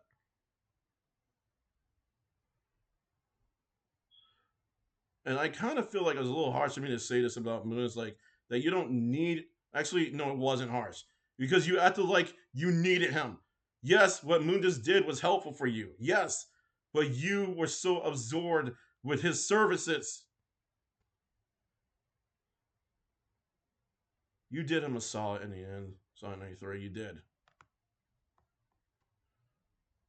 This is the designs that you're talking about you didn't like. I think this is one design you said that wasn't really that bad compared to the rest. I don't remember. And if I did roast it, I do feel bad because it really isn't all that bad. It's not inappropriate. It's not. To me, it isn't. And if I said it before, I apologize. That's Moondisc design for you. But still, we were talking about it.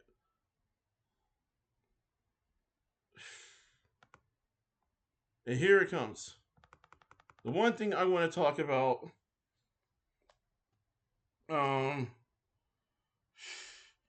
before I even get to it, let me do this right now. Audio. has been standing right now, even for like a couple more weeks, you didn't once credit me over things that I said out of good intention by far. You just literally gaslighted me over my mistakes. You just literally did that. This is me to Sonic93 in an audio. You were nitpicking, and you're still nitpicking. I'm gonna upload the other video because you left me no choice.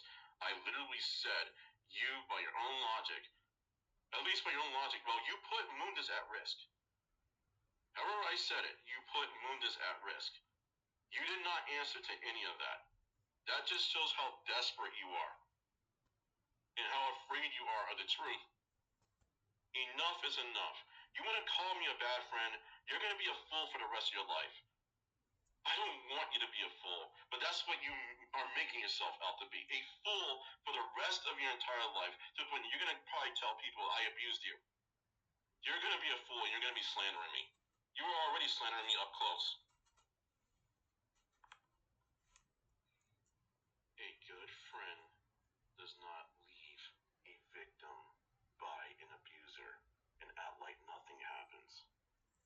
You said I'm not a good friend. Would I have been a good friend if I didn't express any concern for you? If I had just listened to you and I expressed no concern, would I have actually been a good friend? Would I have actually been a good friend if I didn't say anything in the call with you and Moondisc? Even though I messed up, I had a right to do something to a certain extent. When it came to the police, I did take it too far, but to a certain extent, I had a right. Because what he was doing was not good. Ask yourself this: would I have been a true friend had I listened to every single thing that you told me without question, and I led you into a trap, all because I didn't question you and I enabled you to do something that you didn't know that was actually a bad idea? I took you because I didn't want you to end up making the same mistakes I was making, especially. It was my duty as a friend, and is my duty as a friend, to not enable you to do something that isn't good.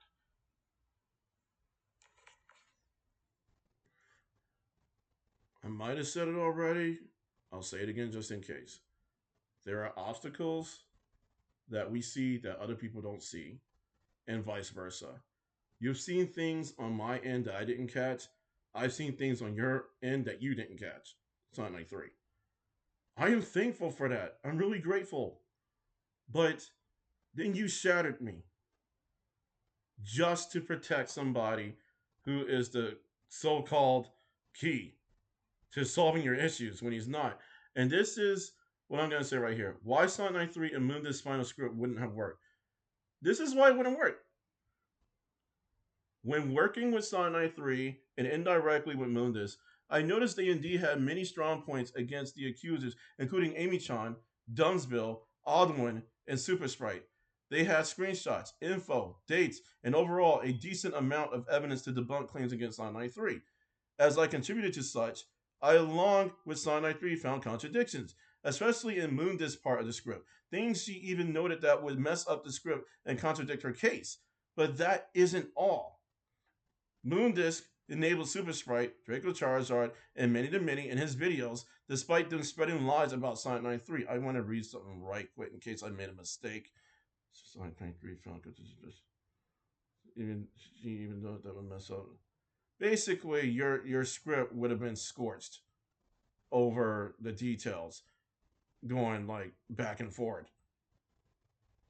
But yeah, back to this. His videos were not interviews, but rather podcasts where he fed them what they wanted to hear. When I was watching Moondisc videos, I said they were like podcasts.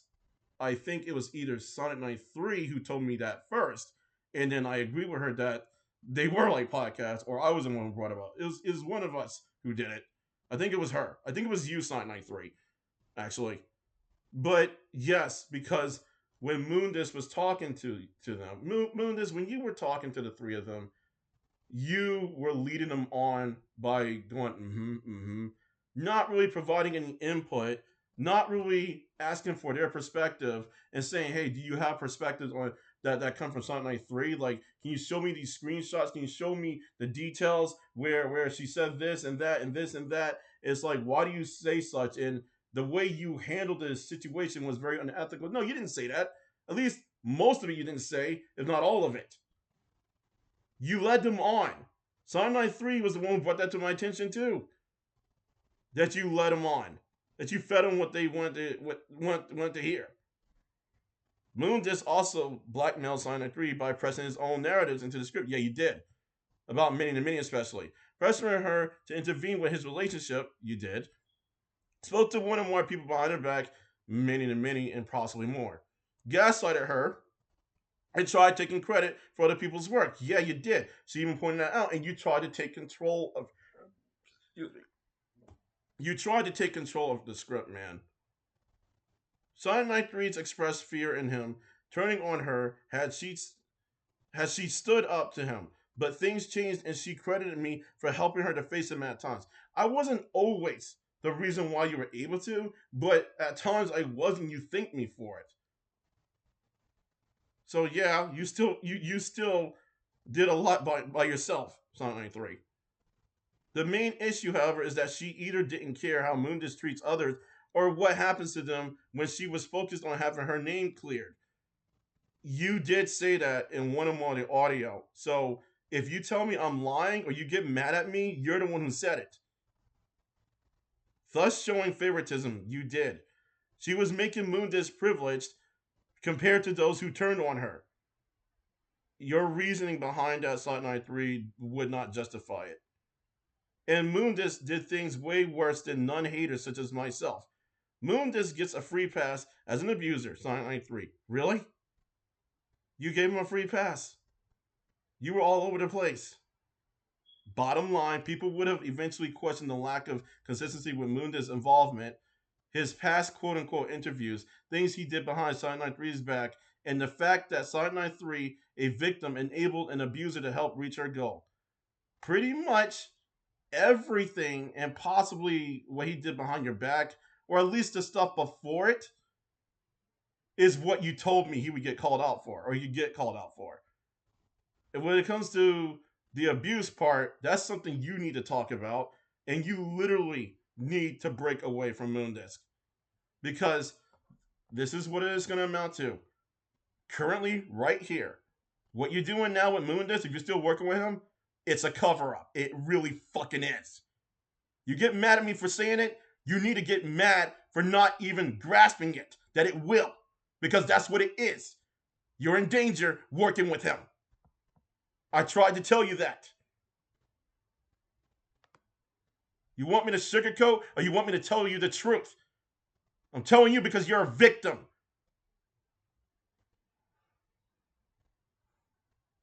As if it weren't enough that Sonic93's accusers and random haters treated her like she was a real life Junji Ito character like Tomi or Tomie. I don't know how to pronounce her name. I forgot. Sorry. But yeah, people treat Sonic93 like she's her. But the irony is that people act like they can't stop making their own narratives about her. Because, you know, a lot of boys have chased after Tomie. And it's like a curse or whatever that she put him on. And they just couldn't resist her. But so people can't resist talking about Sonic93, basically, in a very bad way. They keep saying bad things about her like they're stuck. That's my point. Yet Sonic93 was surrendering himself temporarily to an abusive, narcissistic male, you Moondisc, suffering from depression, she told me. I was concerned about his depression. I still am. So yeah, despite what I say. Well, like she said, still had his own agenda. She did say that about you, Moondisc. In exchange of him fawning over her and saying what I think I spelled it wrong. Over her and saying what he wanted, he scratched her back, so to speak. And you did. And that is the issue with Sonic93 working with Moondisc. She was being biased in the end. She treats Moondisc better than everyone else in the drama, despite him being from the outside like me. Hell, she even treated him better than me in the end due to her panicking over the pacing of the script to get her name cleared. It is not uncommon for victims to take their emotions out on other people. I have done it myself. Sonic93 did it to me. Moondisc making pictures of a horny Sonic93 against her wishes is proof that she was eventually letting things slide for the sake of her goal. Sonic93, you also began at some point making excuses for not dropping him when he crossed the line so many times compared to the actual amount of mistakes I made. Your emotion, I meant to say your emotional pain from Moondisc and the drama caused you to nitpick. It did. You are making a huge mistake with how things are now, and it will haunt you forever if you do not fall back and listen to what me and others have said to you, especially regarding Moondisc. This wasn't just me. You also told me a couple of your relatives told you, or at least expressed concern of you working with them. Even if they weren't like, oh, like you should still break away from them and stuff, it's because you didn't tell them the rest of the truth. You didn't tell them what you told me about Moondisc. You're lying by omission at that point. And this is you getting all worked up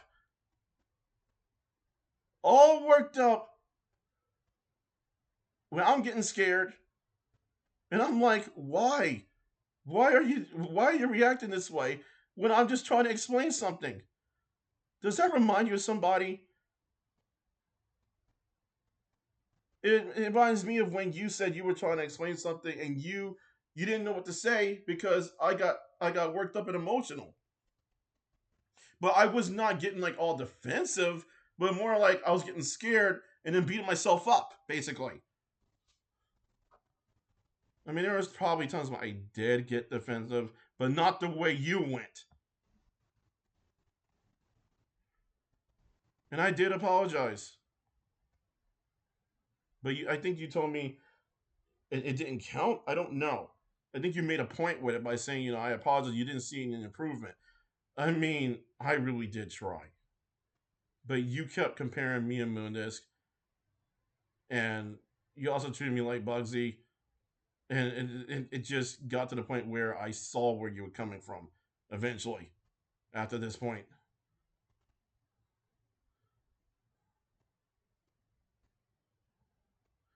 And I was comparing Moondisc because you compared him to me, and it's like, where do I go from there? And I did say some good things about Moondisc. But you just started overlooking things at some point, Sonic93.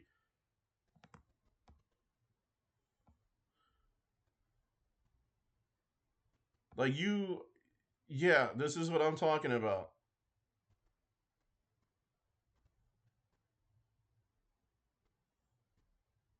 Let me see.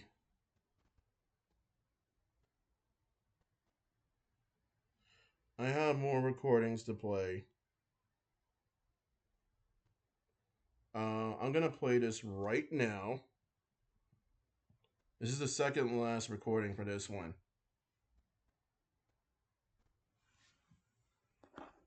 This is Munchkin Adversary. I am actually recording 2 out of 4 audios in a chat with Sonic93. 2 out of 4 because, first of all, they're very sensitive. And one of them I'm cutting short on my end because it's way too sensitive. I'm going to start with Sonic93's first. I don't understand you. You're saying this is not to interrupt the break, but yet you still want me to see this. And knowing you, I can't take a break from you because you're gonna give me more messages. So what is your point of showing me this? I told you, your friends don't know the whole thing. You're just saying your perspective.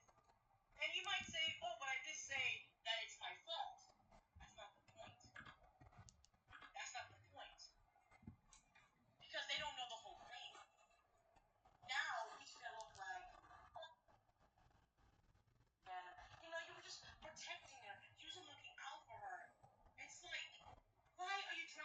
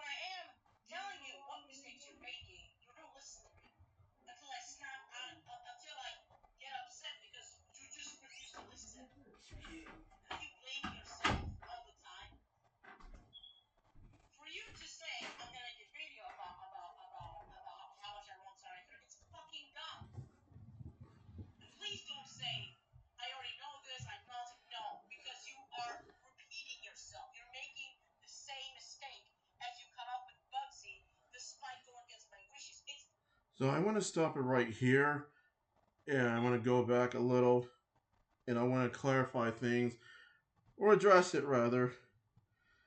And then I'll continue.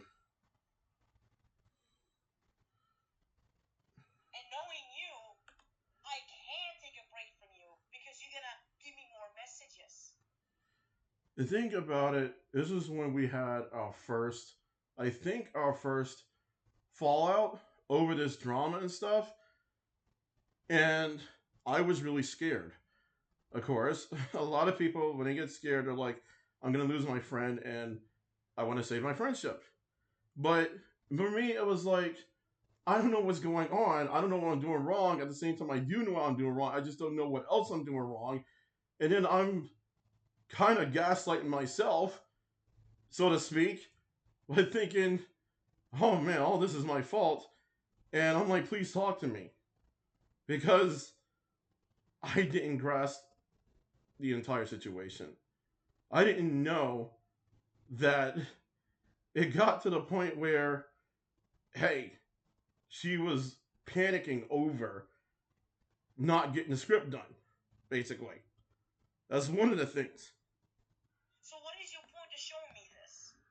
I told you, your friends don't know the whole thing. You're just saying your perspective. And you might say, oh, but I did say that it's my fault. That's not the point. And it wasn't really the point either. My point was I'm telling them don't rely on me to be right just because I'm telling it basically. There's things you didn't see. I told them there are things they didn't see. I really did. I told them how horrible I felt with how I treated you. But then you still nitpicked. Come to find out you were nitpicking before. That's not the point. Because they don't know the whole thing. Now it's just gonna look like, it's okay, Brady. Mm, This. sorry, that was sensitive information. I had to pause it and then kind of fast forward a little. It's like you never stop. You still don't respect my wishes. And yes, you said I'm not interrupting your break. It doesn't matter. You're still messaging me. Even though I said I need a break, you said, Ruth, I need to talk to you. And you say it's not urgent. It's like, dude, I hear your voice. You sound really in a bad shape. And I wasn't forcing you to talk to me at the time. I really wasn't. I put it there because I barely had anybody at the moment to talk to in regards to what was happening here. But at the same time, I at least wanted you to see it. Because holding on to it, whatever it is that we hold on to, especially if we're taking a guilt trip and stuff, or if we're depressed, we want someone to talk to. We want somebody to vent to, or at least we want somebody to know what we're thinking.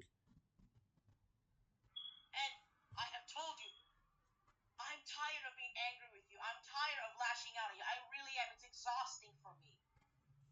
And even if I have a calm approach to you, you're still upsetting me.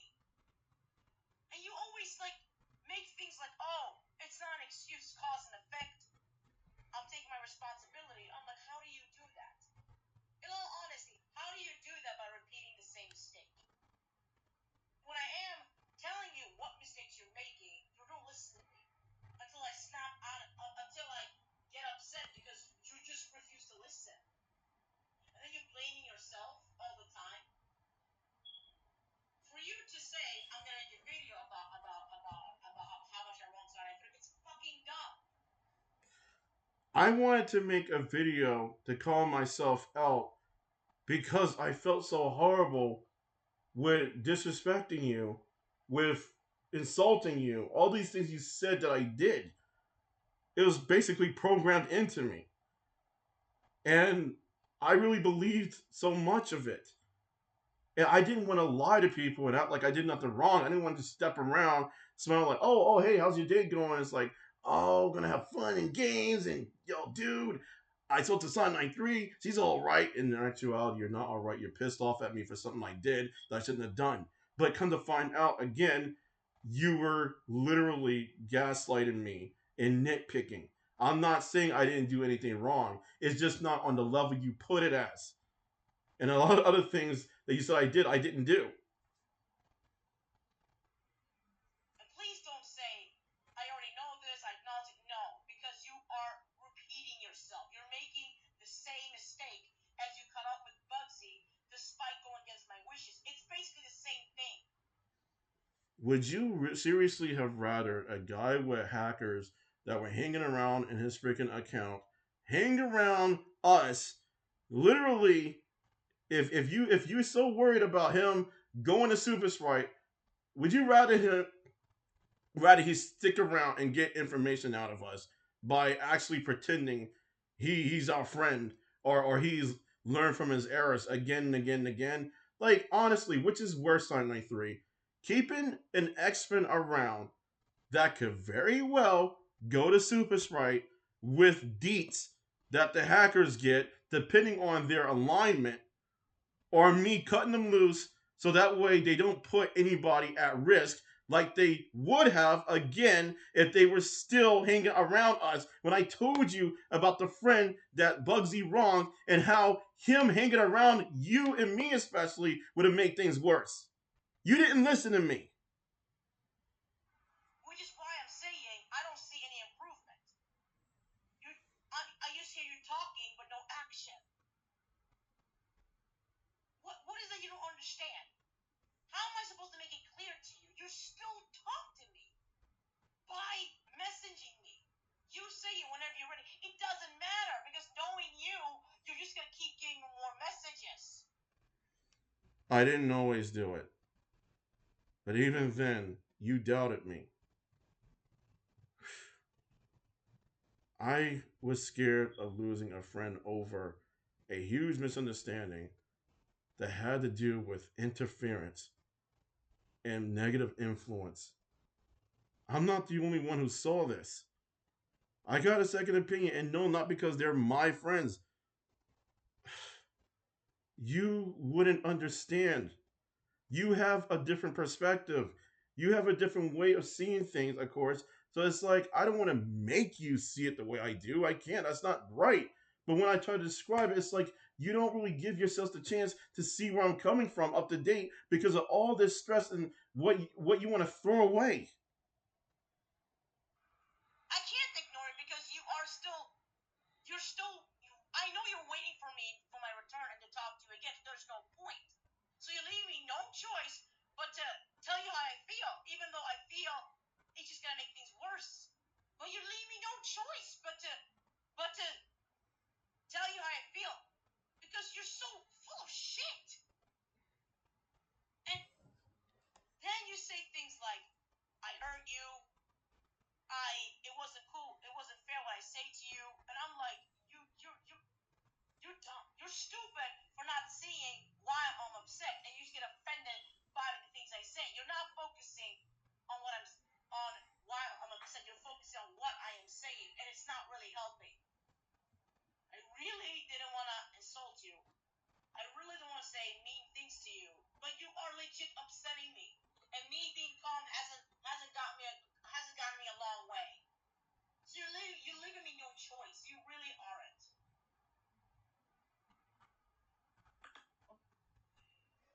I no longer take any offense.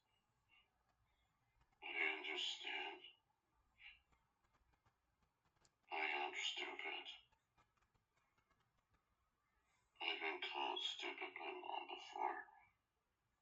I've been called abusive. It was programmed into me, those thoughts. Times I don't know who I am. But the stupid part, and what you tell me, I don't take offense. I no longer take offense. I am stupid. And I could very well be a monster. To me, I'm a mistake, as I've been called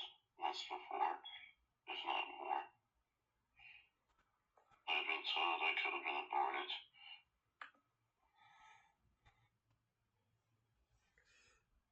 So you could tell that I didn't feel good about. I don't remember. You heard me saying I feel bad. I'm sorry, and you're saying I mean you had to say what you had to say because you're coming off as you're coming off as mean, but you got to say it. Is that what I remember? Because regardless of whatever the fuck you said as an excuse, it was no damn excuse for you to call me stupid and dumb. And you saw how it broke me right there. But you didn't say anything. You said nothing of the damn sort in response to that. You changed the subject the next time. I think you were talking about actually me doing a drawing or something for you. I don't remember. But you had no damn excuse. This was before you insulted me by attacking my family, basically, verbally. Or not verbally, but in text. You have said things that caused me to shut down at times Sonic93 over this drama in Moondisc. Your biggest mistake was trying to make Moondisc work with you by thinking, by being confident actually in him working with you like he's some Pokemon or some Charizard of Ashes that you can just tame to work for you. You're not Ash Ketchum, and you're not his game counterpart Variant Red in the slightest. You're neither version of the character. You are Sonic 93. You're your own person. You don't do this.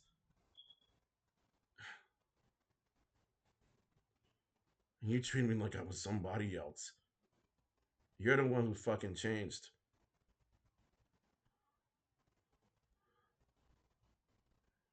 And you were never this way.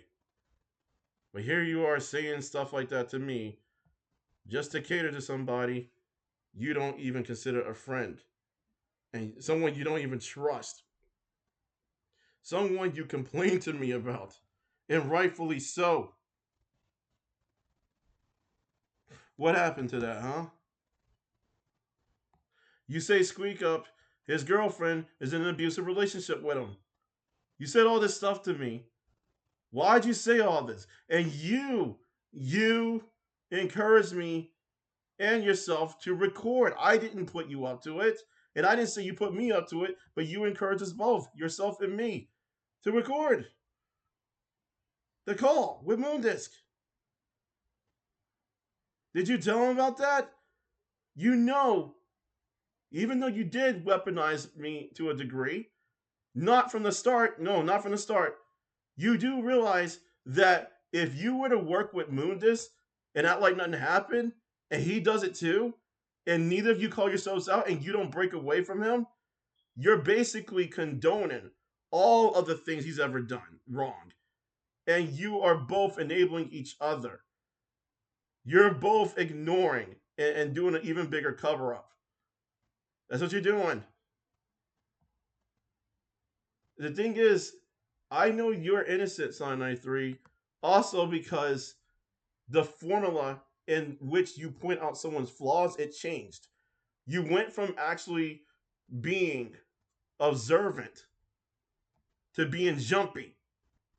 When it came to me, you dodged and you were jumpy. You used to be observant on what I did and sympathetic and, concrete. But you turned to what the haters did and did it to me. This is me saying I shouldn't have been in call. And you already said that was a good thing the call happened. Especially when Moondisc put the whole we're all gonna be in the call when we talk about Amy notion. It's like I I don't know.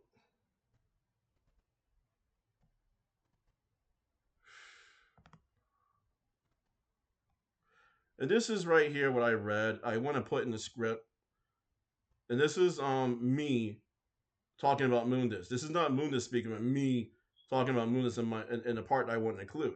So I'm saying, though I admit things didn't go well at first between me and Moondisc due to him questioning Sonic93's trust in me, it got to the point of us both experiencing tension between one another. Even before then, he questioned my agenda, causing Sonic93 to grow displeased with Moondisc's poor judgment and behavior towards me.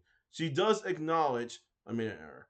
The fact that I still appreciate what Moondisc has done to help clear her name. I also sympathize with Moondisc acknowledging people claiming to help Sonic93, only to backstab her, condone harassment, and add to the drama. So I wouldn't have been surprised had that been anyone's reason for being suspicious of me. Regarding Moondisc's interview video, oh my goodness. I do want to say this though. I also sympathize with Moondisc acknowledging people claiming to help Sonic93, only to backstab her, condone harassment, and add to the drama. So this is basically me saying I acknowledge the possibility that Moondisc said it, that he acknowledged. I mean, I acknowledge. Oh my god, I acknowledge Moondisc trying to call me out because of what people have done to Sonic93 in the past, but it wasn't really that because Sonic93 herself said that Moondisc likes to do things better than people. So there is that. Regarding Moondisc's interview videos with the Sonic93 accusers, I noticed many of them had alarming flaws. We'll list examples later. This is basically something that I was planning for the script on my part. I am also aware of his videos with the Sonic93 accusers along with his Dunsville interview. You may or may not know the Dunsville interview was what caused Sonic93 to distrust Moondisc due to him handling things poorly. This doesn't discredit Moondisc as a human being with good merits, as he did want to make it up to her. He has gone as far as to trust me with mutually professional respect due to Sonic93 reasoning with him and proving my support for them both. That's not entirely true because he only trusted her. I mean, he only trusted me because he trusted me. And she made that clear. Of course, I am not without my own faults either. Personally, I am grateful that Moondisc reached out to Sonic93, and yes, I am, despite what he's done. Had it not been for him, I probably wouldn't have had the chance to even reach her and view things from multiple perspectives from his and her videos. I'm aware of haters trying to use everything they can to Sonic93 and Moondisc. Listen, no one said you were obligated to like either of them, even though I myself wasn't happy with how things happened between Moondisc and myself at the start. I'm not letting his former poor judgment on me or actions/mistakes force me to ignore the good he has actually done. What's really sad is that a lot of you claim they've both wronged you, but you never prove how or why. You harass them, whereas Sonic93 and Moondisc don't harass you. That is true. Um, this is what she has said, what you have said, Sonic93. Just a heads up, the Bugsy thing was not a professional respect. It's like you said, he wants to compete on how he can get things done better than you. She was correcting me on how Moondisc was how I said Moondisc was respecting me over trying to help me with the Bugsy part when we were still in the call. She was telling me that no, it was just competition. Moondisc was competing against me. That is what you told me, Sonic93. I mean, should you deny that? I don't know if you would or not, but I'm just saying it. This is us talking about Moondisc again. I don't know how we could do this and you actually throw me under the bus and act like I've been the bad guy the whole time or became the bad guy eventually when I never was and never did.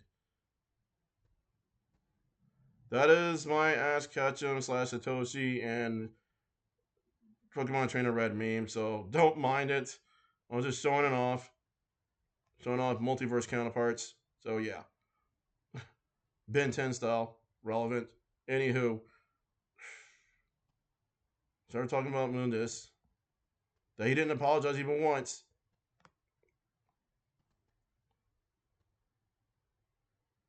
Yes, she did say this to me. You did. And I was trying to joke around, I guess.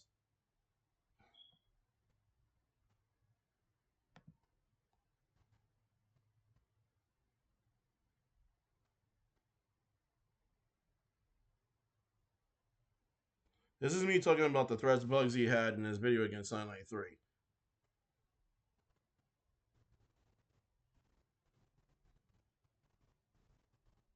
And this is me claiming that Bugsy was dangerous.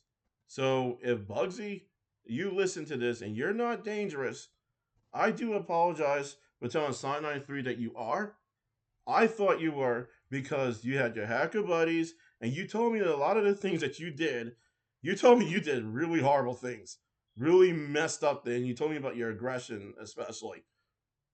But still, if I did get the wrong idea to that degree, I do apologize. And my apology goes out to you, Sonic93, for me thinking he was such.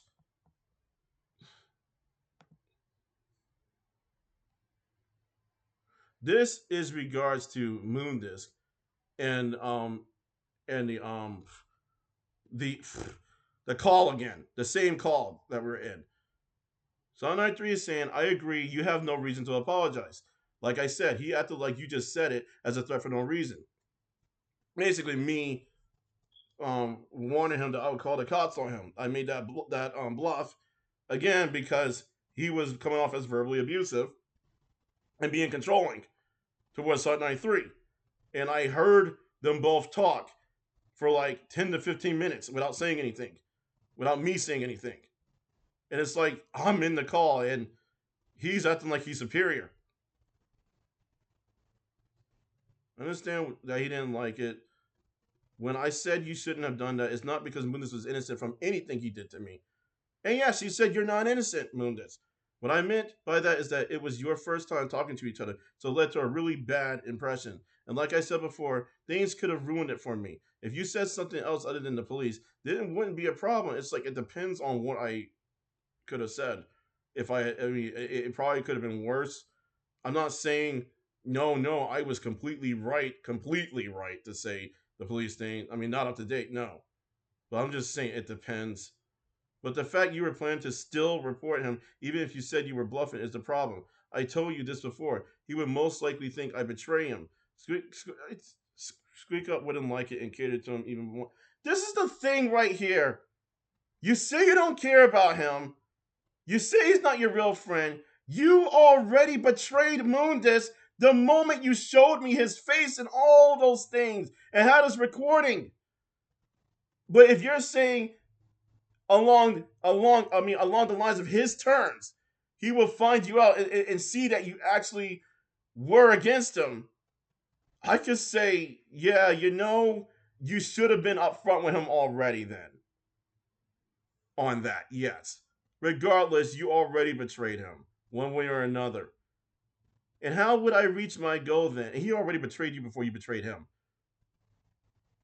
My strategy would have been completely ruined. This is the issue right here. You're so fucking worried about your goal and not how I feel and how you feel. So you're catering to this guy like he matters more than anything. Matters more than you. Yes, you did. Why? You know what? Don't answer that, please. This is us talking about Moondisc again. This is me with a straight face. And me with a straight face. I think this had to do with when he came back after Squeak Up realized that he wasn't such a goody two shoes. But I was taking it seriously. You were definitely feeling free as a bird.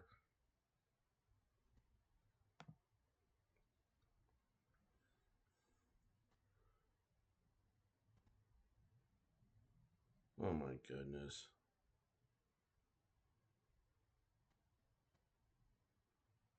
And I said this, I really did. And you thanked me for it.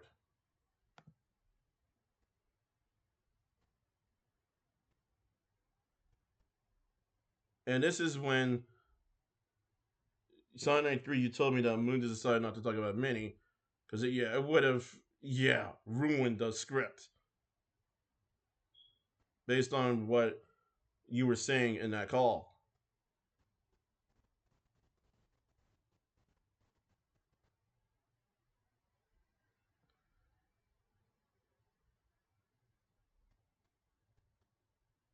And of course, yes, like nothing happened. You told me about that too. So you're not surprised yourself. So you told me good luck with Bugsy. I think this is before that whole stuff happened. Let me cutting it loose.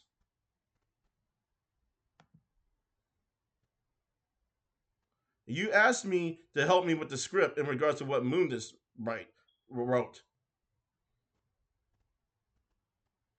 And I think this is when you wanted me to get that specific Mario Party game that I got into, thanks to you. But we never played it.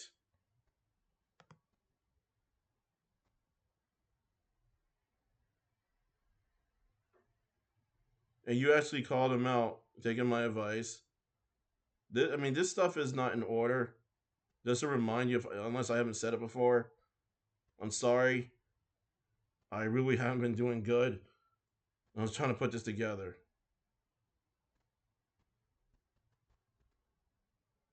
Please read this and don't just look at the screen. If you want context, the context is right here.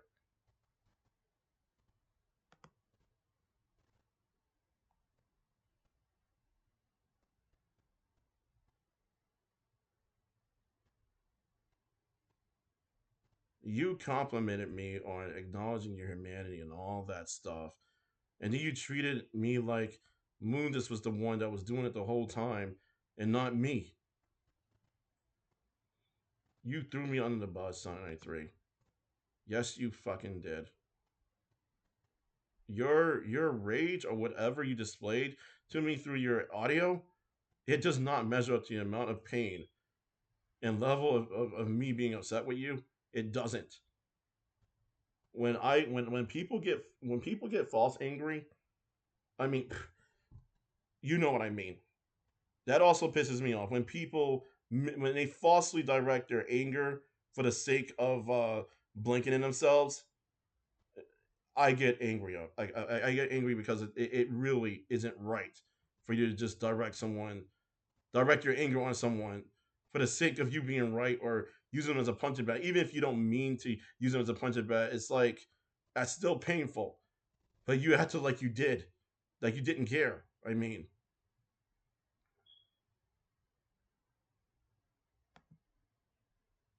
this I want to point out something.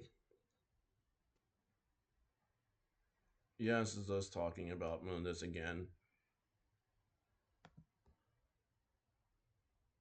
This is the Roberta lady, I think, that you were telling me about, Sonic93. Whereas her design looks like one of the Sonic93 designs he made for you. You have evidence on the things that Moondisc said to you, and you should use it. This is what we were saying. I honestly was thinking this was supposed to be some design that reflected on Sonic 93 or however Moondisc perceived her.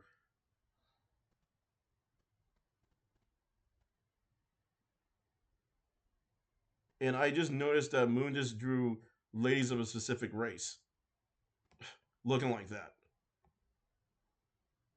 No offense, but I did.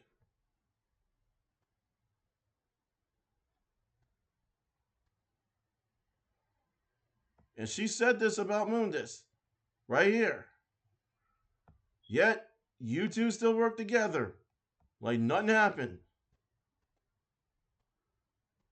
You say this to me and stuff, and you didn't see how much I cared about you. And you begged to differ instead.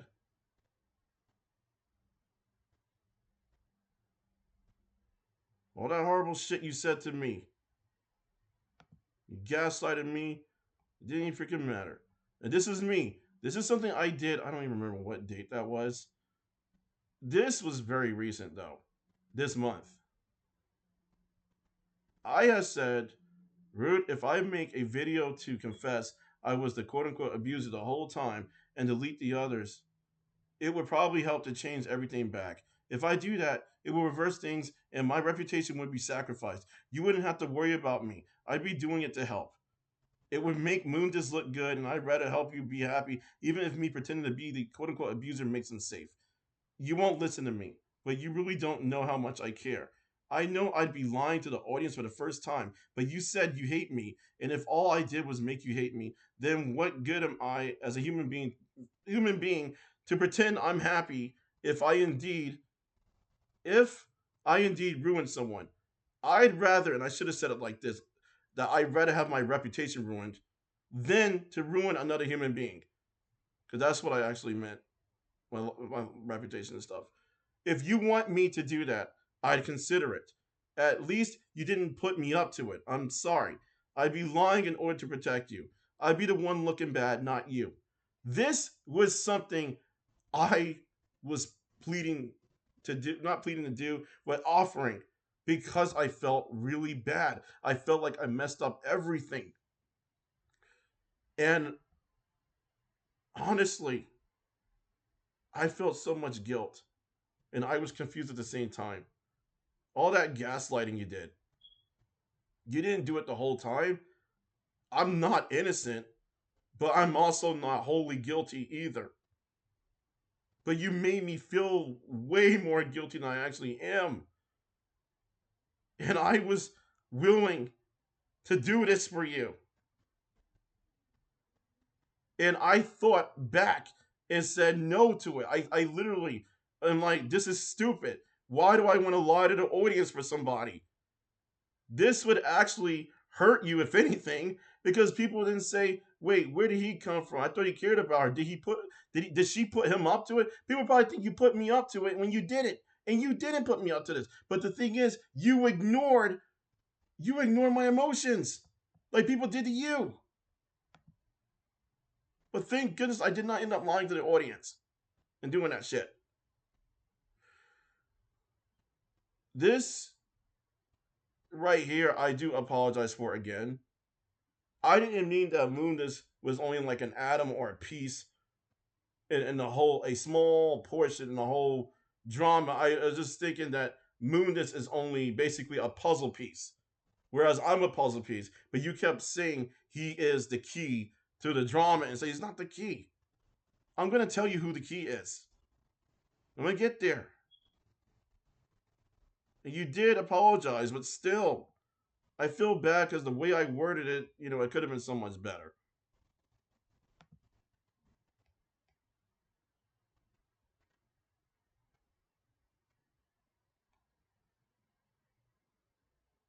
All right.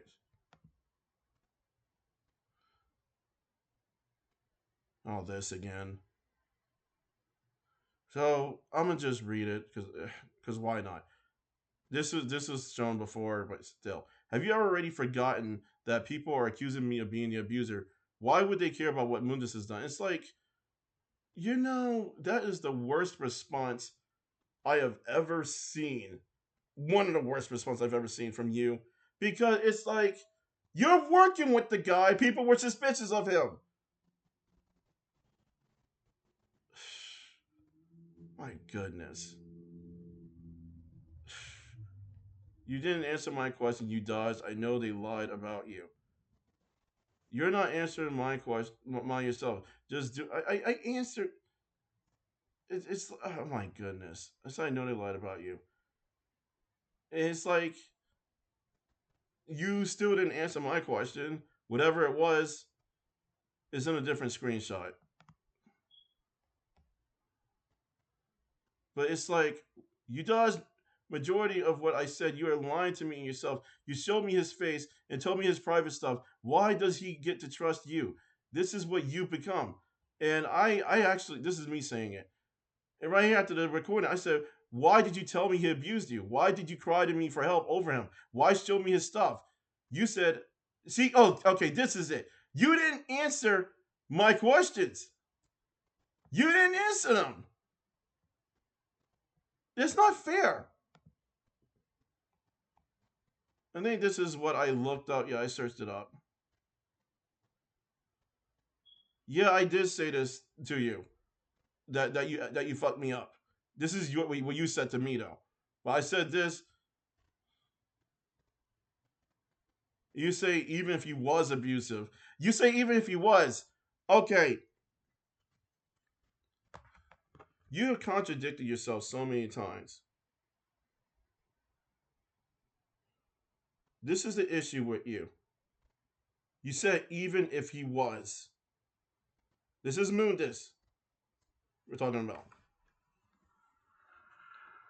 So, if I cut ties with Moondisc, how would I deal with the drama? Hmm? What would happen? You don't know anything of what has happened lately. You're not even asking. You're just automatically assuming that I should get away from Moondisc just because he's quote unquote abusive. And yes, he is abusive.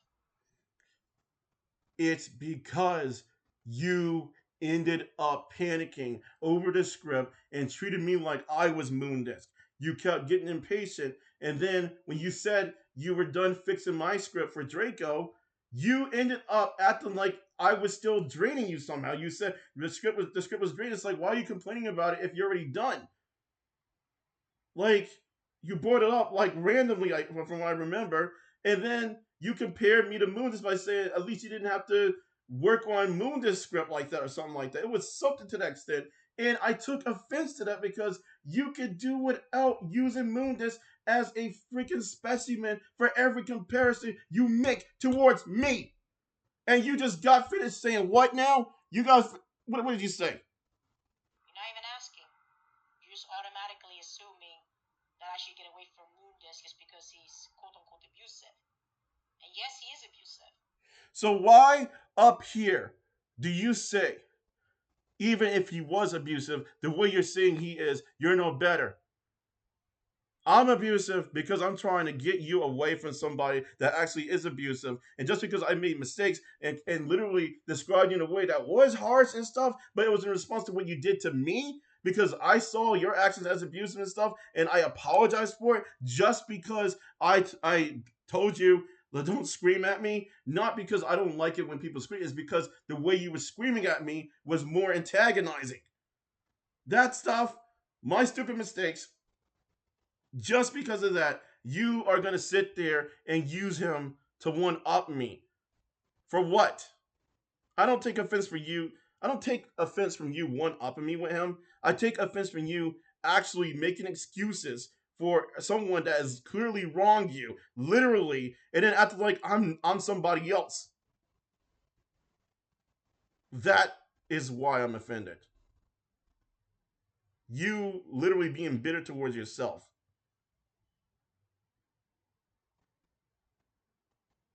And this is what Moondis was acting like, right? A wannabe hero. So you say that about me, and you doing this like you literally. This is what I said right there. It's just you really you changed. I'm gonna continue. You're just automatically assuming that I should get away from Moondisc just because he's quote unquote abusive. And yes, he is abusive. But hey, he's the main source, and you know damn well about it. And for you to You literally paused a bit, and you know damn well about it tells me that you are struggling somewhere. The way you said it, Sonic93, you are in denial. I know when someone talks like that, they are conflicted somewhere. And I can tell by your tone and your emotion and your contradictions. constantly go back to what I already pointed out for you, again, it's proving you haven't learned from your mistakes. You are repeating a cycle, a pattern. And saying that I have a Stockholm syndrome for Moondisc is offensive. It's bullshit, and you don't know anything. Stop talking like you know what's. You told me what happened. You are the one who keeps going back to him. And despite what advice you've gotten from me, despite what you said you were gonna do, you went against it all eventually in the end and kept going back to him. It's offensive. It's bullshit, and you don't know anything. Stop talking like you know what's going on when you don't. You have not only done this on this drama, you've done it on private things as well, and I really do not appreciate this. I don't appreciate you being in so much denial, all because you want one thing out of this, to clear your name, which I understand you have every right to have your name cleared, but the way you're going about it is not proper. It's unethical. It's wrong. This is me saying I have no to report the video. And you said I have literally said you could do that. It doesn't bother me. It ended up bothering you. You got upset when I posted a video. You said go right ahead. It ended up bothering you. This is what I mean. You took offense. You gave me different messages. I didn't want to do it. That's why. I didn't want to. I was afraid of it destroying you, even though it's true about you. That's the thing. I'm not slandering you, Sonic93. That's the difference. And you say this out of spite. You did. You say this about me because I said this about you. I didn't like that I said this. I did it. I said it because I felt it and because I didn't know what all was going on with you. And then you do this again. Literally. It's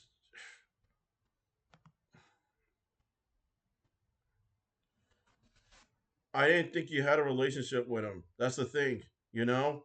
You say you're not real friends. You told me what was going on, so how am I supposed to unremember what's going on and not know what's going on when I do know what's going on because you told me? What I even said doesn't make any sense when I know what's going on and you told me. And I already just said that because that's the thing. You fed me the information. So how am I supposed to just drop it all off like I never heard it? And of course you didn't. I'm not forcing you. I'm trying to tell you stop doing something stupid. You lying by omission. You're the victim, yet you go clinging back to him. Your advice for me keeping Bugsy was shitty and could have put you in more danger. And I already said it. I'd rather do something that is against your wishes due to your lack of understanding, in which what I do against you actually protects you, than to actually do something that is in your favor that would get you hurt. I was doing the right thing when it came to Bugsy. You never, ever saw the good in me actually going against what you were saying in regards to Bugsy because it would have messed things up for you if I kept them around. Yes, it would have. And you wouldn't answer my questions. Here it is. Talking about the script again. That's when we're chilling stuff. Back in February. Look at this.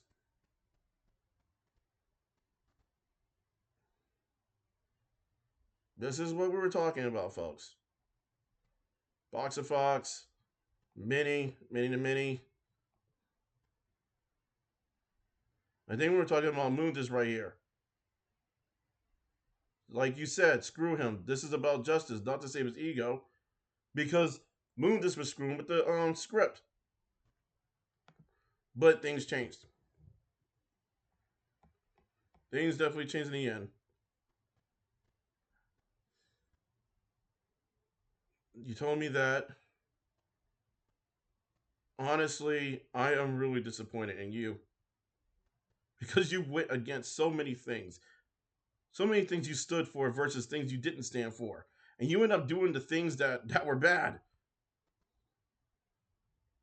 You thank me for this. Like all this going down the toilet for somebody that you treat like a fucking god.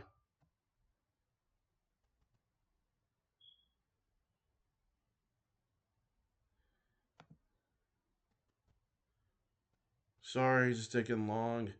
It's just so much to show.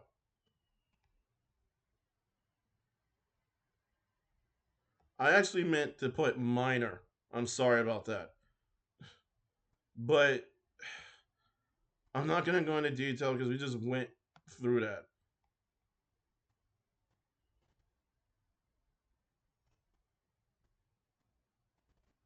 This is Moondisc in Sonic93. Now, you'll probably notice a similarity between how she's talking with Moondisc and how she's talking with me. I'm not saying Moondisc was in the right. No. There was things she showed me that indicate Moondisc was in the wrong with what he was doing because he treated her like she was stupid.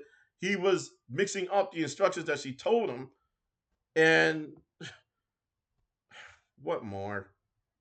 But still, there's a similarity. The way she got frustrated with Moondisc, she ended up getting frustrated with me the same way. Like it mirrors that. You were talking to me like you were talking to Moondisc, Sonic93. You were.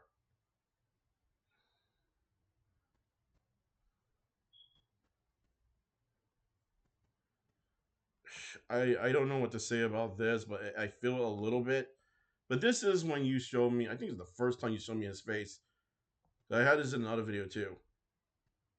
Again, why did you show me his face? You violated his trust. Technically, you did. I know I probably said practically, but you technically did because you had no care. You just wanted to show that you want. I mean, you wanted to say you want to speak your mind, had the proof put out, and whatnot. I don't. I'm sorry. My mind is just messed up from this. There's poor logic of so many things. It really is. This is what you showed me when you were complaining about how Moondisc is treating you and stuff, Sonic93. I'm just showing this because at times he's been condescending and then making excuses and whatnot. Making a reason. Oh, there's a reason for this and that. What I do and stuff. It's like there's a reason why people call me Superman whenever I take my glasses off. It's like that simple, Moondisc. Part of my sarcasm, but geez. And I showed this already, but this is me talking about what happened in that audio back in the that I displayed back in the that I played back in the video before this. And it wasn't 12 minutes. It was actually over 20. It was actually around 20 minutes. The whole audio itself is 21 minutes and 30 seconds, I think.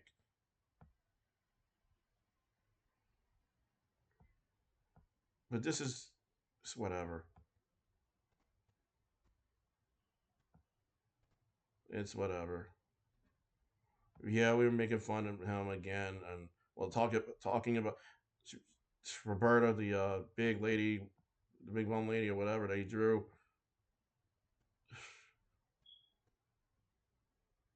I mean, this might sound harsh.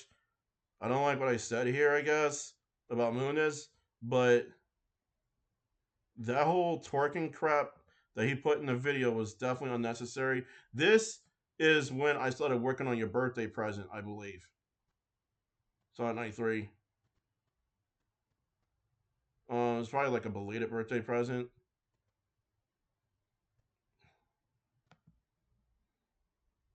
And that was when we were in call, and this is where I think I finished it. And you really loved it. I mean, even at times we were talking, I stayed up to get in call with you. I even stayed up to help with the script and all that. So all of that's just thrown away. The positive conversations we had. And you say that there were times we had arguments or whatever, even things that had nothing to do with the script. No, they had to do with the script. They had to do with the drama mainly. They had to do with Moondisc. They had to do with Bugsy. You say Bugsy was relevant? No, Bugsy's relevant because he had ties with Super Sprite, and not only that, he actually egged on Super Sprite, from what I found out.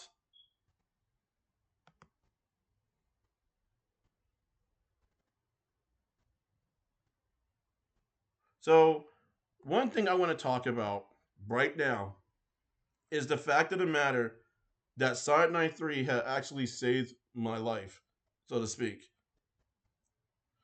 Um, Back in December, Sonic93, you remember the time when I was by myself. My mom went to New York, and my sister was supposed to she was supposed to come by and celebrate Christmas with me, she and the others. But she hadn't made it because there was a she had like a tire problem, if I remember correctly. But you were on the phone with me, and we had heard gunfire. Do you remember that? I was scared. Later on, it struck me to the point where I think I had a series of nightmares regarding it. I got hit with that trauma, but you were there for me. It could have been worse had you not been there, but you saved me from getting buried in that. You did.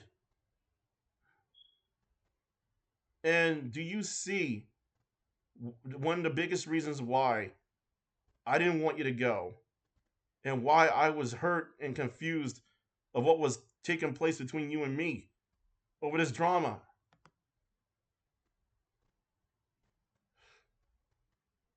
It's like, what do I do when it comes to someone who walks out on me?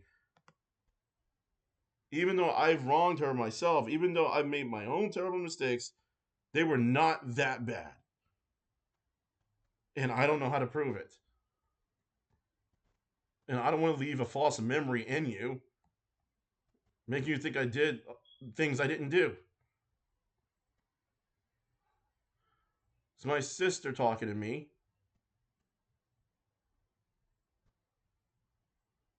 But this is before, I think this is like before I called you back, Sonic93, and in a messenger call on Discord. And this I have here, I of course didn't make this.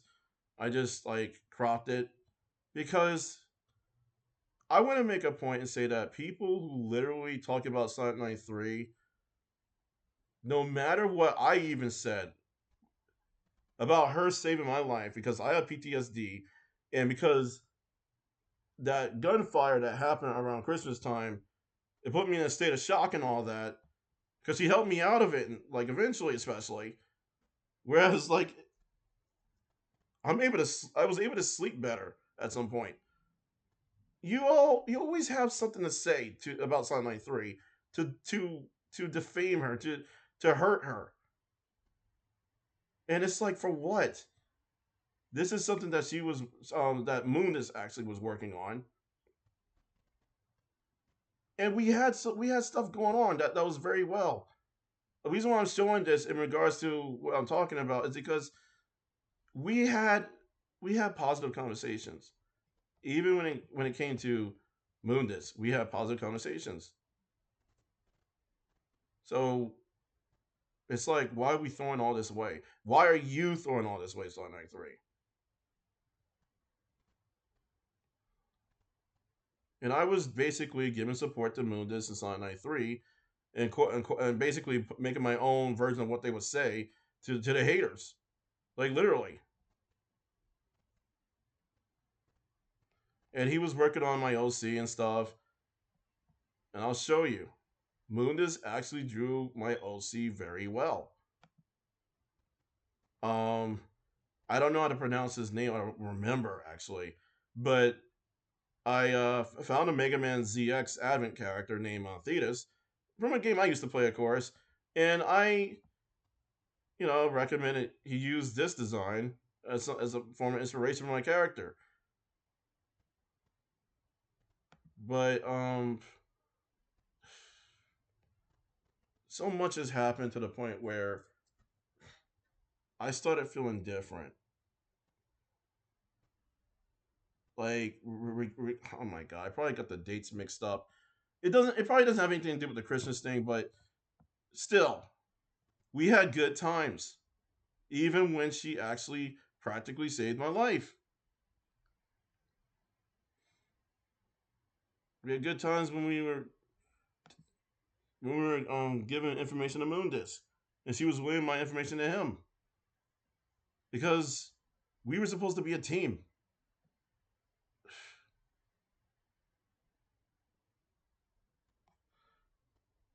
All this stuff that we were talking about and what I was saying, you appreciated it. You really did.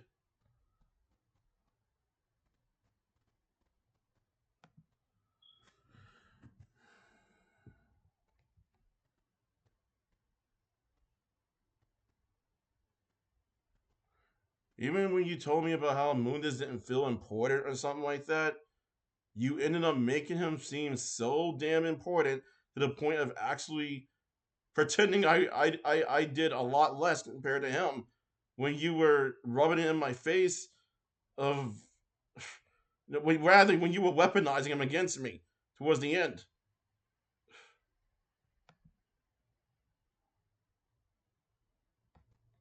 And I was even like worried that maybe my advice would get in your way, but you thanked me. You literally did.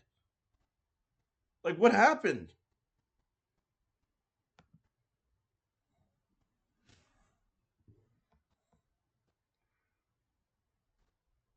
You were really happy, Sonic93. And yes, I spelled Rilo Puppy's name wrong. Sue me. But whatever. But was it really worth it? What you did? I don't know what you would say, but I imagine you saying yes.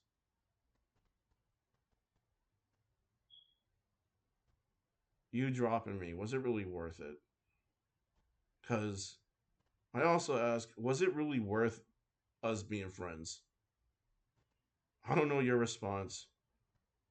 You probably don't know my response. You know, I would say it was worth being friends with you. Every bit was worth us being friends. What wasn't worth it was you dropping me for the wrongest reasons. And what you did to me. This is what Moondis did, and this is amazing. How he drew me. It's not the complete picture, but he drew a great picture of me. So if there's anything I say to you, Moondis, I thank you. And you do not have to accept my thank you. I don't like what you did to Sonic93, but I can tolerate myself thanking you. Because you did do a good job.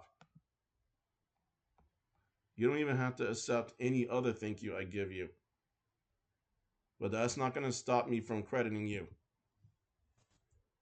But here it is. Now, I want to say something in regards to how Sonic93 treated me by pointing out something in regards to Amy Chan. So,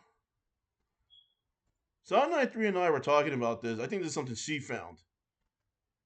Because Akai Jane had reached out to her, to Amy Chan at some point. And I want to read out by saying, thank you so much, Jane. That really means a lot to me, and I'm glad you're doing fine. But no, I couldn't ever tell her my actual feelings. Sonic93 has always had this odd obsession with you. It would never believe that you got better.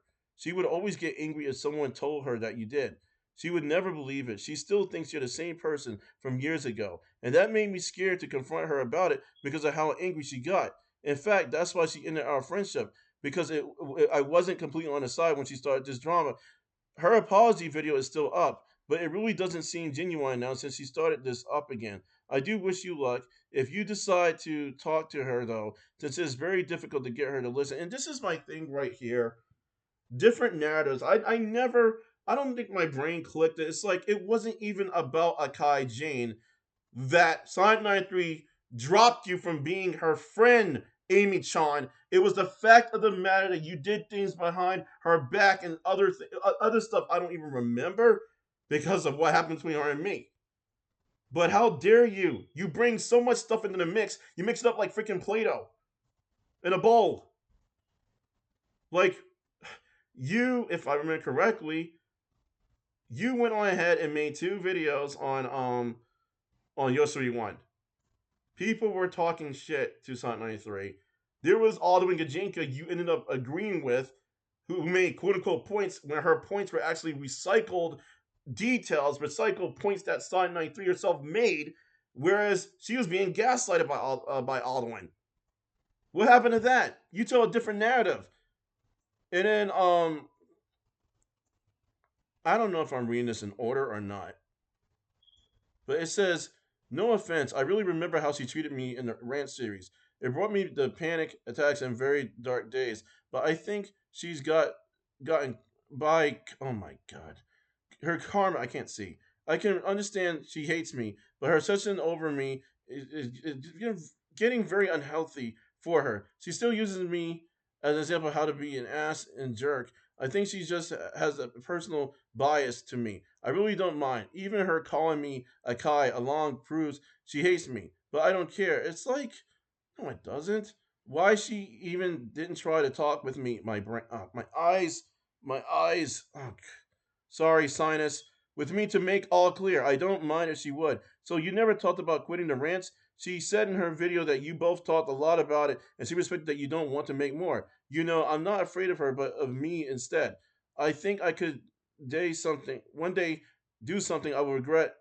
I think I will one day. I'm not trying to read that. Sorry, regret in my emotions yet. She could use it against me again. I'm not really sure, but still itching me to talk, just like years ago.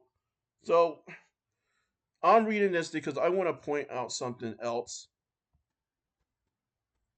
Amy Chan, you said, I understand she caused me to have a panic attack when she ended our friendship. She was screaming at me and called me names, and it was awful. I'm very sorry that you went through that. Like, I thought, Amy Chan, I thought you said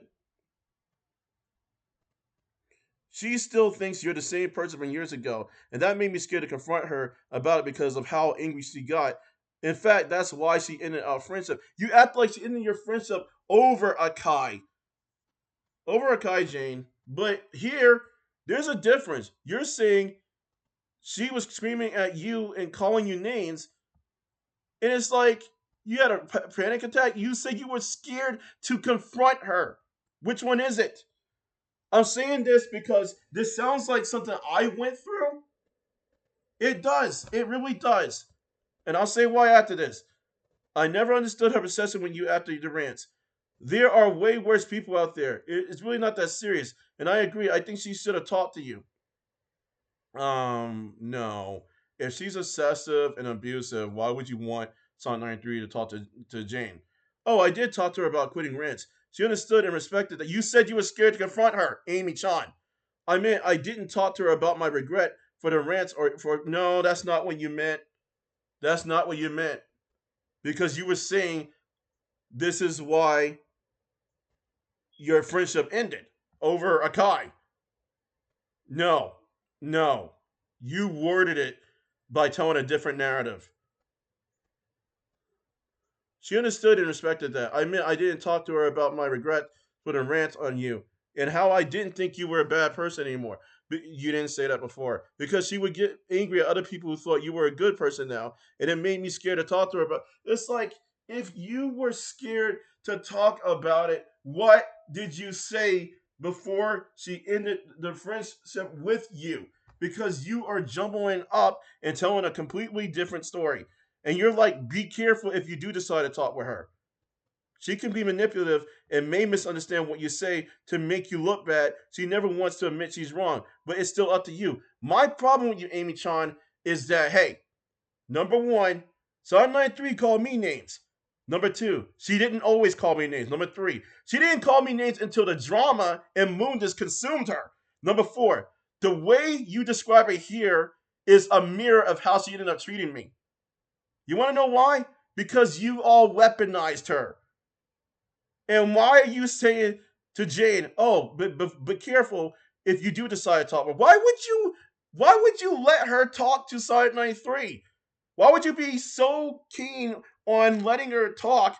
Like, if she's manipulative, it may misunderstand. It's like may misunderstand. How would she misunderstand if she's manipulative and if she's causing shit? Amy Chan, the problem with you and every other fucking hater is that you do not tell the truth. You didn't care about what happened to other people, did you? Supposedly?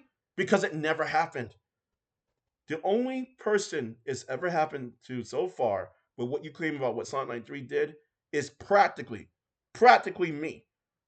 You didn't try to stop it because you were letting people weaponize her into the very thing that you wanted Sonic93 to be. Why is it okay for you fakers to go around and control her life?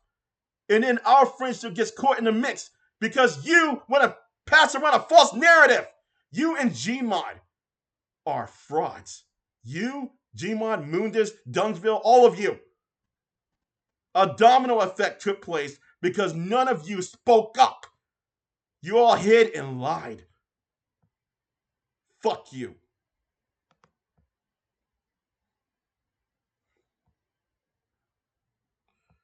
And you see, this is what she said to me. Because that's how people treated her. This is how people treated you, Sonic93. This is what they did to you. When somebody is a victim of a whole lot of hate or verbal abuse, and they keep getting poked and poked and poked and poked all over again, they're being provoked and weaponized into somebody that they aren't supposed to be. Just a fun fact right here. Don't mind it. But a lot of people love to portray it this way, so why not? You all probably knew that. And this is where we're at. Towards the end. Yeah, I am going to keep the pictures that we have from playing the game wrote because they mean so much to me. I don't like what you did to me, but that isn't really you. To me, when I think about it, it's not you because you weren't like that in the beginning and you became inconsistent at some point that you you ended up echoing what the haters said about you and echoing at the same time what you said about them and treated me like I was them. And also, you treated me like I was you, your former self, the one who kept getting picked on.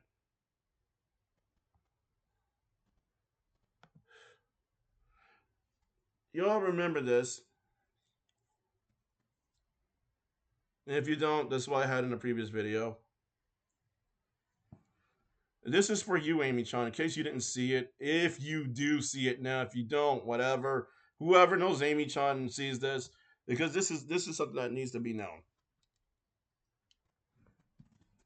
Let's say I were hypothetically a victim of Sonic93, and I see people talking about me, the drama, and my quote unquote abuser slash attacker for years. No closure, no progress, just back and forth hearsay with little amounts of people trying to figure out what really happened and why it continues. If I were a hypothetical victim of Sonic93, I'd be concerned about why the discussion keeps happening, why people aren't letting me speak for myself, why people keep digging into my personal life and dragging others in, and why people keep going after a hypothetical abuser instead of letting me handle it legally. Ding, ding, ding. That should bring something to your minds. The way this whole drama was handled was completely unethical. It's stupid. And I'm talking about the people who keep calling around. And even when I brought up my medication, Sonic93, you compared it to someone. Oh my god. When I brought up my medications for why I was forgetting and all that stuff, You compared it to someone getting drunk and like, well, basically using getting drunk as an excuse. And that's not a fair comparison at all. But we did come to an understanding over it. Like you did come to an understanding over it. I mean, but I just wanted to point it out because your reasoning behind it was terrible. And this is the guy that people mainly I think Amy Chan, correct me if I'm wrong, Sonic93, that Amy Chan dragged into the drama by mentioning behind the scenes. This is the guy that sexually abused Sonic93. Leave him alone. Leave him out of it. If you know his name, fucking leave him out of it. He's living his own damn life. I'm pointing it out because I'm trying to debunk things. This guy is the one who has Sonic93 undress for him, among other things. Even had her portray herself as Blaze. I'm not saying she hates Blaze for that reason because she doesn't hate Blaze. But still, it was disgusting. She had a horrible experience with him.